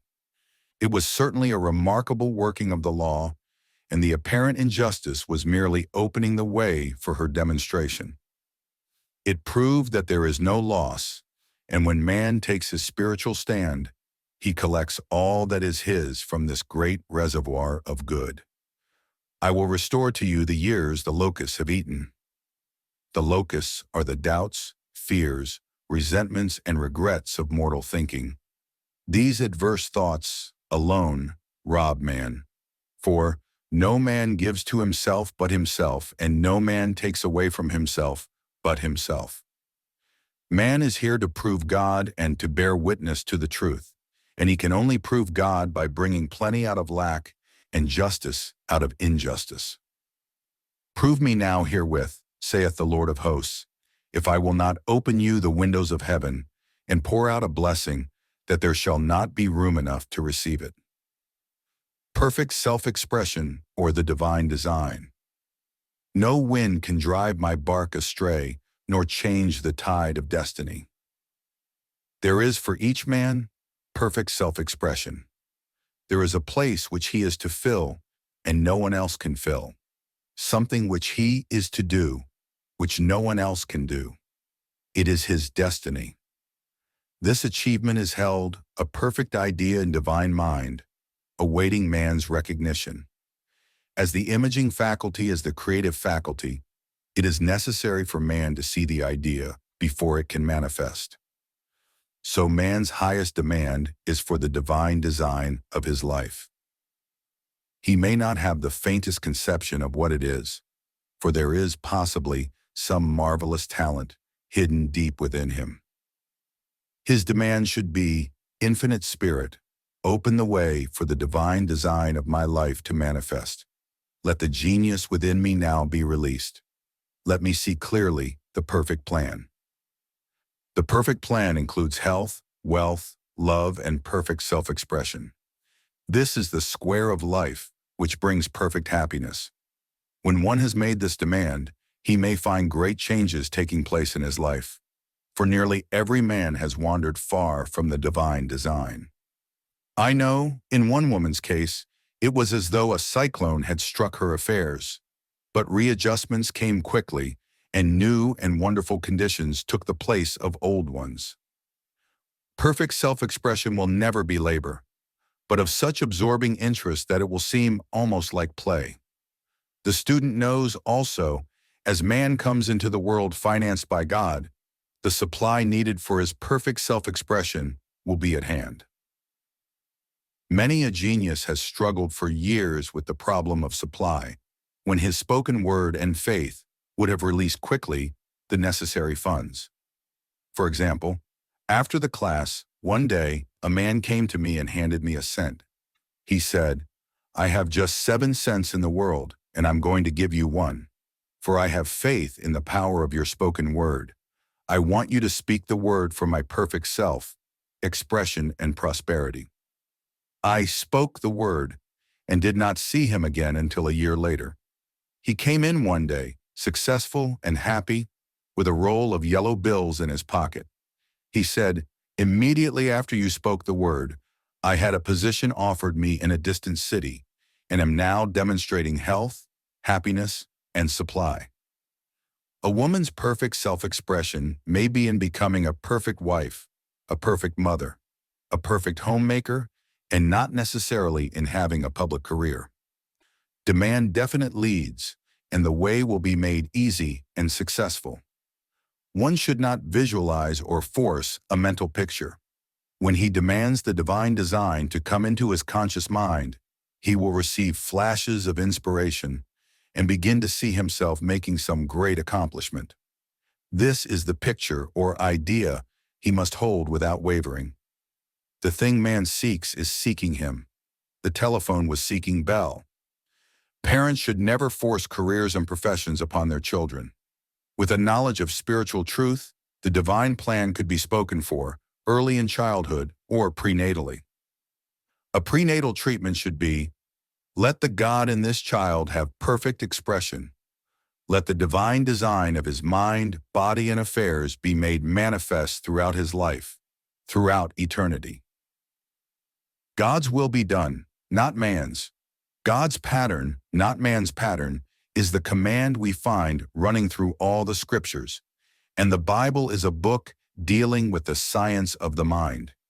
It is a book telling man how to release his soul, or subconscious mind, from bondage. The battles described are pictures of man waging war against mortal thoughts. A man's foes shall be they of his own household. Every man is Jehoshaphat, and every man is David, who slays Goliath, mortal thinking, with the little white stone, faith. So man must be careful that he is not the wicked and slothful servant who buried his talent. There is a terrible penalty to be paid for not using one's ability. Often fear stands between man and his perfect self-expression. Stage fright has hampered many a genius. This may be overcome by the spoken word or treatment. The individual then loses all self-consciousness and feels simply that he is a channel for infinite intelligence to express itself through. He is under direct inspiration, fearless and confident, for he feels that it is the Father within him who does the work. A young boy came often to my class with his mother. He asked me to speak the word for his coming examinations at school. I told him to make the statement, "I am one with infinite intelligence. I know everything I should know on this subject." He had an excellent knowledge of history, but was not sure of his arithmetic. I saw him afterwards, and he said, "I spoke the word for my arithmetic and passed with the highest honors, but thought I could depend on myself for history, and got a very poor mark." Man often receives a setback when he is too sure of himself, which means he is trusting to his personality and not the Father within. Another one of my students gave me an example of this. She took an extended trip abroad one summer, visiting many countries where she was ignorant of the languages. She was calling for guidance and protection every minute, and her affairs went smoothly and miraculously.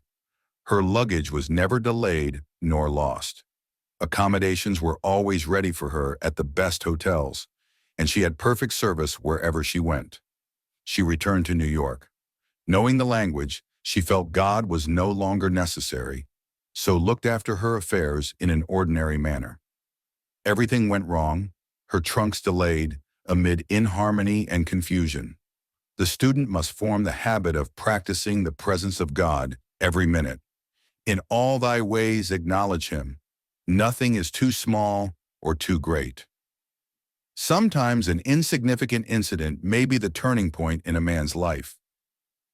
Robert Fulton, watching some boiling water simmering in a tea kettle, saw a steamboat. I have seen a student often keep back his demonstration through resistance or pointing the way. He pins his faith to one channel only and dictates just the way he desires the manifestation to come, which brings things to a standstill. My way, not your way, is the command of infinite intelligence. Like all power, be it steam or electricity, it must have a non-resistant engine or instrument to work through, and man is that engine or instrument. Over and over again, man is told to stand still. O Judah, fear not, but tomorrow go out against them, for the Lord will be with you. You shall not need to fight this battle. Set yourselves, stand ye still, and see the salvation of the Lord with you. We see this in the incidents of the $2,000 coming to the woman through the landlord when she became non-resistant and undisturbed, and the woman who won the man's love after all suffering had ceased. The student's goal is poise. Poise is power, for it gives God power a chance to rush through man, to will and to do its good pleasure. Poised, he thinks clearly and makes right decisions quickly. He never misses a trick. Anger blurs the visions, poisons the blood, is the root of many diseases, and causes wrong decision, leading to failure. It has been named one of the worst sins, as its reaction is so harmful. The student learns that in metaphysics, sin has a much broader meaning than in the old teaching. Whatsoever is not of faith is sin. He finds that fear and worry are deadly sins. They are inverted faith, and through distorted mental pictures, bring to pass the thing he fears. His work is to drive out these enemies from the subconscious mind. When man is fearless, he is finished. Maeterlinck says that man is God afraid. So, as we read in the previous chapters, man can only vanquish fear by walking up to the thing he is afraid of. When Jehoshaphat and his army prepared to meet the enemy, singing, "Praise the Lord, for his mercy endureth forever," they found their enemies had destroyed each other, and there was nothing to fight. For example, a woman asked a friend to deliver a message to another friend. The woman feared to give the message, as the reasoning mind said, "Don't get mixed up in this affair. Don't give that message." She was troubled in spirit, for she had given her promise. At last, she determined to walk up to the lion and call on the law of divine protection. She met the friend to whom she was to deliver the message. She opened her mouth to speak it when her friend said, "So-and-so has left town." This made it unnecessary to give the message, as the situation depended upon the person being in town. As she was willing to do it, she was not obliged to. As she did not fear, the situation vanished. The student often delays his demonstration through a belief in incompletion. He should make this statement: "In divine mind, there is only completion. Therefore, my demonstration is completed. My perfect work, my perfect home, my perfect health.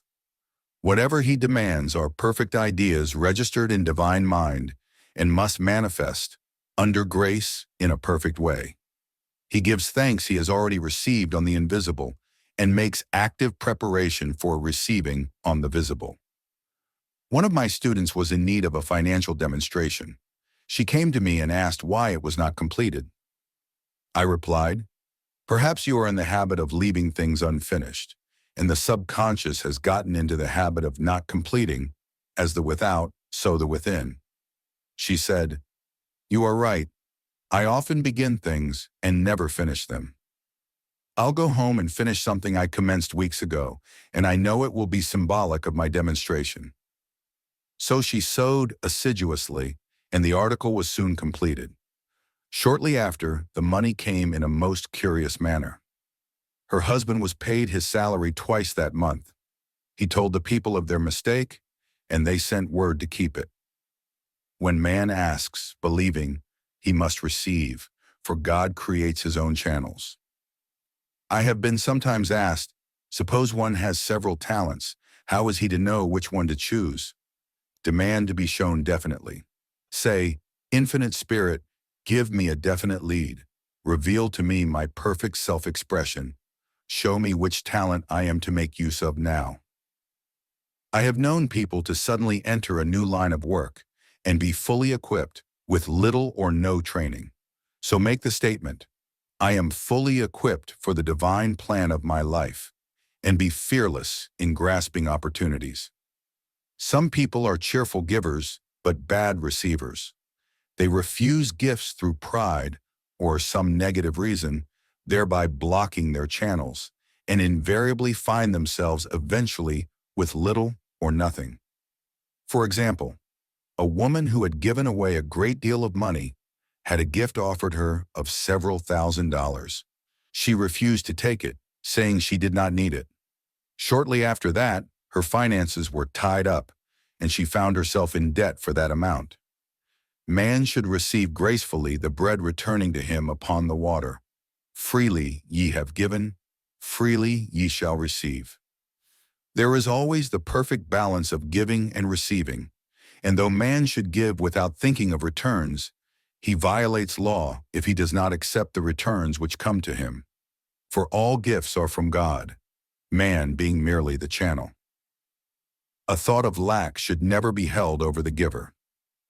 For example, when the man gave me the 1 cent, I did not say, poor man, he cannot afford to give me that. I saw him rich and prosperous, with his supply pouring in. It was this thought which brought it. If one has been a bad receiver, he must become a good one, and take even a postage stamp if it is given him, and open up his channels for receiving.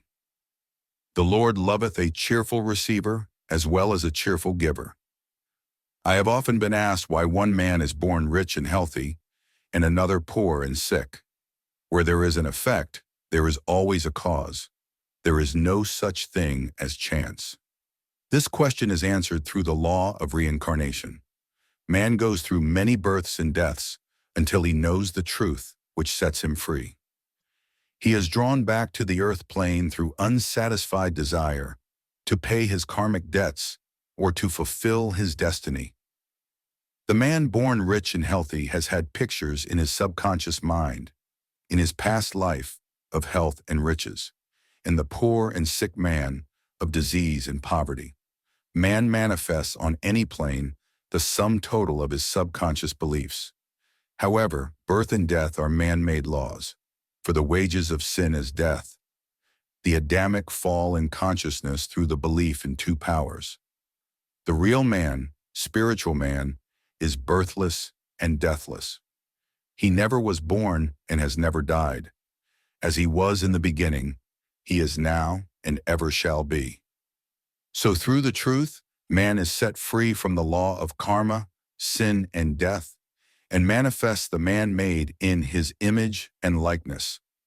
Man's freedom comes through fulfilling his destiny, bringing into manifestation the divine design of his life. His Lord will say unto him, Well done, thou good and faithful servant. Thou hast been faithful over a few things. I will make thee ruler over many things, death itself. Enter thou into the joy of thy Lord. Eternal life. Denials and affirmations. Thou shalt also decree a thing, and it shall be established unto thee. All the good that is to be made manifest in man's life is already an accomplished fact in divine mind and is released through man's recognition or spoken word.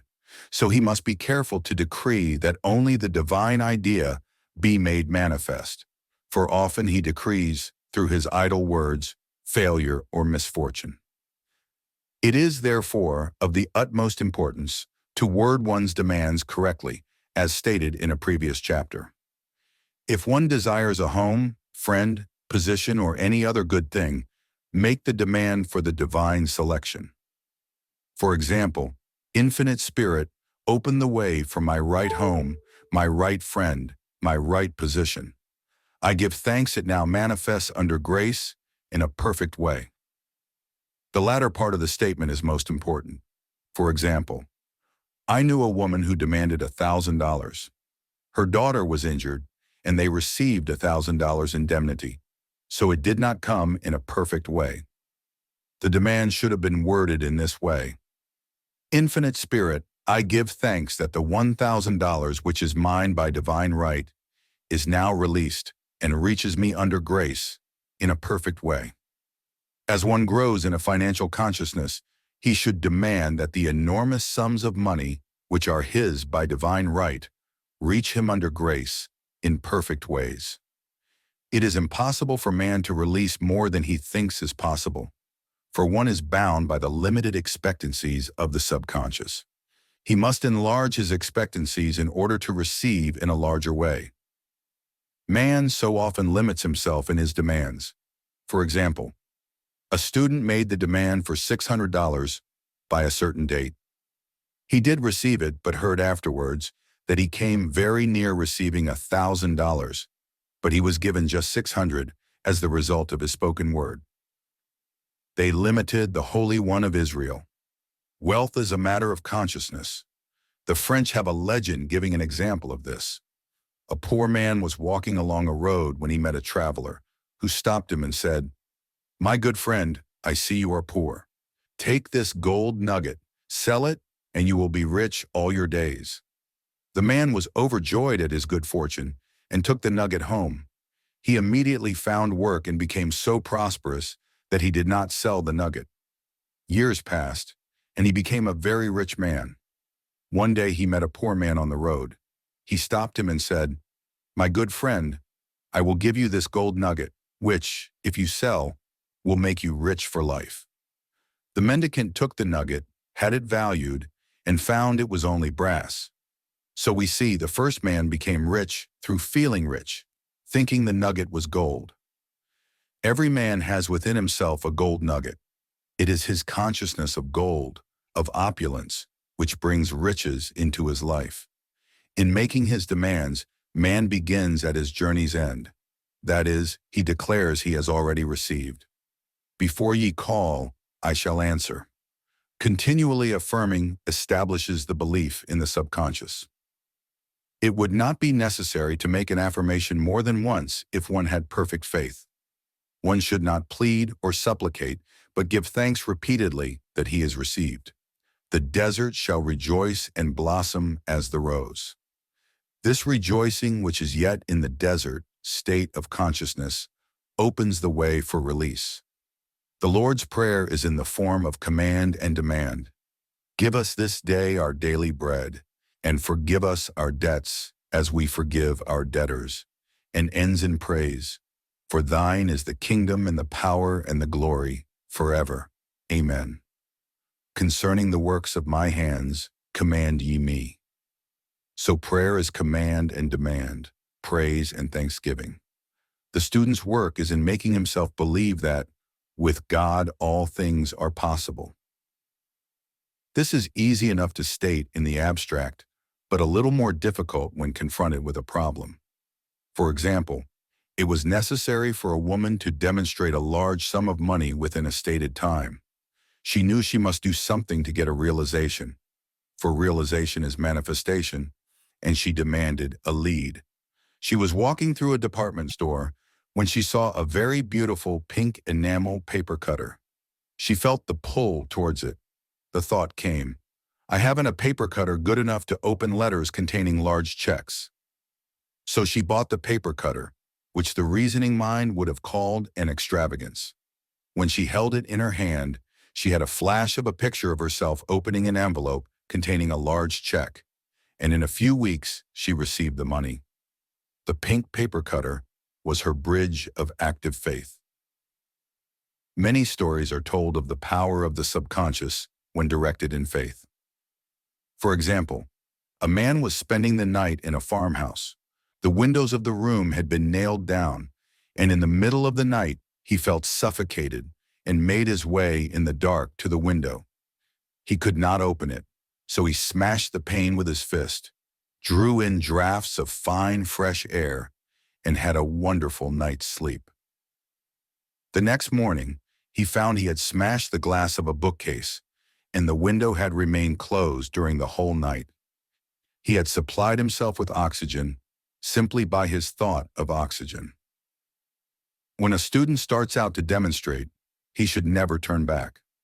Let not that man who wavers think that he shall receive anything of the Lord. A student once made this wonderful statement: "When I ask the Father for anything, I put my foot down, and I say, 'Father, I'll take nothing less than I've asked for, but more.'" So man should never compromise. Having done all, stand. This is sometimes the most difficult time of demonstrating. The temptation comes to give up, to turn back, and to compromise. He also serves who only stands and waits. Demonstrations often come at the 11th hour, because man then lets go. That is, stops reasoning, and infinite intelligence has a chance to work. Man's dreary desires are answered drearily, and his impatient desires, long delayed or violently fulfilled. For example, a woman asked me why it was she was constantly losing or breaking her glasses. We found she often said to herself and others with vexation, "I wish I could get rid of my glasses." So her impatient desire was violently fulfilled. What she should have demanded was perfect eyesight, but what she registered in the subconscious was simply the impatient desire to be rid of her glasses. So they were continually being broken or lost. Two attitudes of mind cause loss. Depreciation, as in the case of the woman who did not appreciate her husband, or fear of loss, which makes a picture of loss in the subconscious. When a student is able to let go of his problem, cast his burden, he will have instantaneous manifestation. For example, a woman was out during a very stormy day and her umbrella was blown inside out. She was about to make a call on some people whom she had never met, and she did not wish to make her first appearance with a dilapidated umbrella. She could not throw it away, as it did not belong to her. So in desperation she exclaimed, "Oh God, you take charge of this umbrella. I don't know what to do." A moment later, a voice behind her said, "Lady, do you want your umbrella mended?" There stood an umbrella mender. She replied, "Indeed, I do." The man mended the umbrella while she went into the house to pay her call, and when she returned, she had a good umbrella. So there is always an umbrella mender at hand, on man's pathway, when one puts the umbrella, or situation, in God's hands. One should always follow a denial with an affirmation. For example, I was called on the phone late one night to treat a man whom I had never seen. He was apparently very ill. I made the statement, "I deny this appearance of disease. It is unreal, therefore cannot register in his consciousness. This man is a perfect idea in divine mind, pure substance expressing perfection. There is no time or space in divine mind, therefore the word reaches instantly its destination and does not return void." I have treated patients in Europe and have found that the result was instantaneous. I am asked so often the difference between visualizing and visioning. Visualizing is a mental process governed by the reasoning or conscious mind. Visioning is a spiritual process governed by intuition or the superconscious mind. The student should train his mind to receive these flashes of inspiration and work out the divine pictures through definite leads. When a man can say, "I desire only that which God desires for me," his false desires fade from the consciousness, and a new set of blueprints is given him by the master architect, the God within. God's plan for each man transcends the limitation of the reasoning mind, and is always the square of life, containing health, wealth, love, and perfect self-expression. Many a man is building for himself in imagination a bungalow when he should be building a palace. If a student tries to force a demonstration through the reasoning mind, he brings it to a standstill. I will hasten it, saith the Lord. He should act only through intuition or definite leads. Rest in the Lord and wait patiently. Trust also in him, and he will bring it to pass. I have seen the law work in the most astonishing manner. For example, a student stated that it was necessary for her to have $100 by the following day. It was a debt of vital importance which had to be met. I spoke the word, declaring spirit was never too late, and that the supply was at hand. That evening, she phoned me of the miracle. She said that the thought came to her to go to her safety deposit box at the bank to examine some papers. She looked over the papers, and at the bottom of the box was a new $100 bill. She was astounded and said she knew she had never put it there, for she had gone through the papers many times. It may have been a materialization, as Jesus Christ materialized the loaves and fishes. Man will reach the stage where his word is made flesh, or materialized instantly. The fields, ripe with the harvest, will manifest immediately, as in all of the miracles of Jesus Christ. There is a tremendous power alone in the name Jesus Christ. It stands for truth made manifest. He said, "Whatsoever ye ask the Father in my name, he will give it to you." The power of this name raises the student into the fourth dimension, where he is freed from all astral and psychic influences, and he becomes unconditioned and absolute, as God himself is unconditioned and absolute. I have seen many healings accomplished by using the words, "in the name of Jesus Christ." Christ was both person and principle, and the Christ within each man is his Redeemer and salvation. The Christ within is his own fourth-dimensional self, the man made in God's image and likeness. This is the self which has never failed, never known sickness or sorrow, was never born and has never died. It is the resurrection and the life of each man. No man cometh to the Father save by the Son means that God, the universal, working on the place of the particular, becomes the Christ in man. And the Holy Ghost means God in action. So daily, man is manifesting the Trinity of Father, Son, and Holy Ghost. Man should make an art of thinking. The master thinker is an artist and is careful to paint only the divine designs upon the canvas of his mind, and he paints these pictures with masterly strokes of power and decision, having perfect faith that there is no power to mar their perfection, and that they shall manifest in his life the ideal made real. All power is given man, through right thinking, to bring his heaven upon his earth, and this is the goal of the game of life. The simple rules are fearless faith, non-resistance, and love. May each reader be now freed from that thing which has held him in bondage through the ages, standing between him and his own, and know the truth which makes him free. Free to fulfill his destiny, to bring into manifestation the divine design of his life, health, wealth, love, and perfect self-expression. Be ye transformed by the renewing of your mind. Denials and affirmations for prosperity. God is my unfailing supply, and large sums of money come to me quickly, under grace, in perfect ways. For right conditions. Every plan my Father in heaven has not planned shall be dissolved and dissipated, and the divine idea now comes to pass.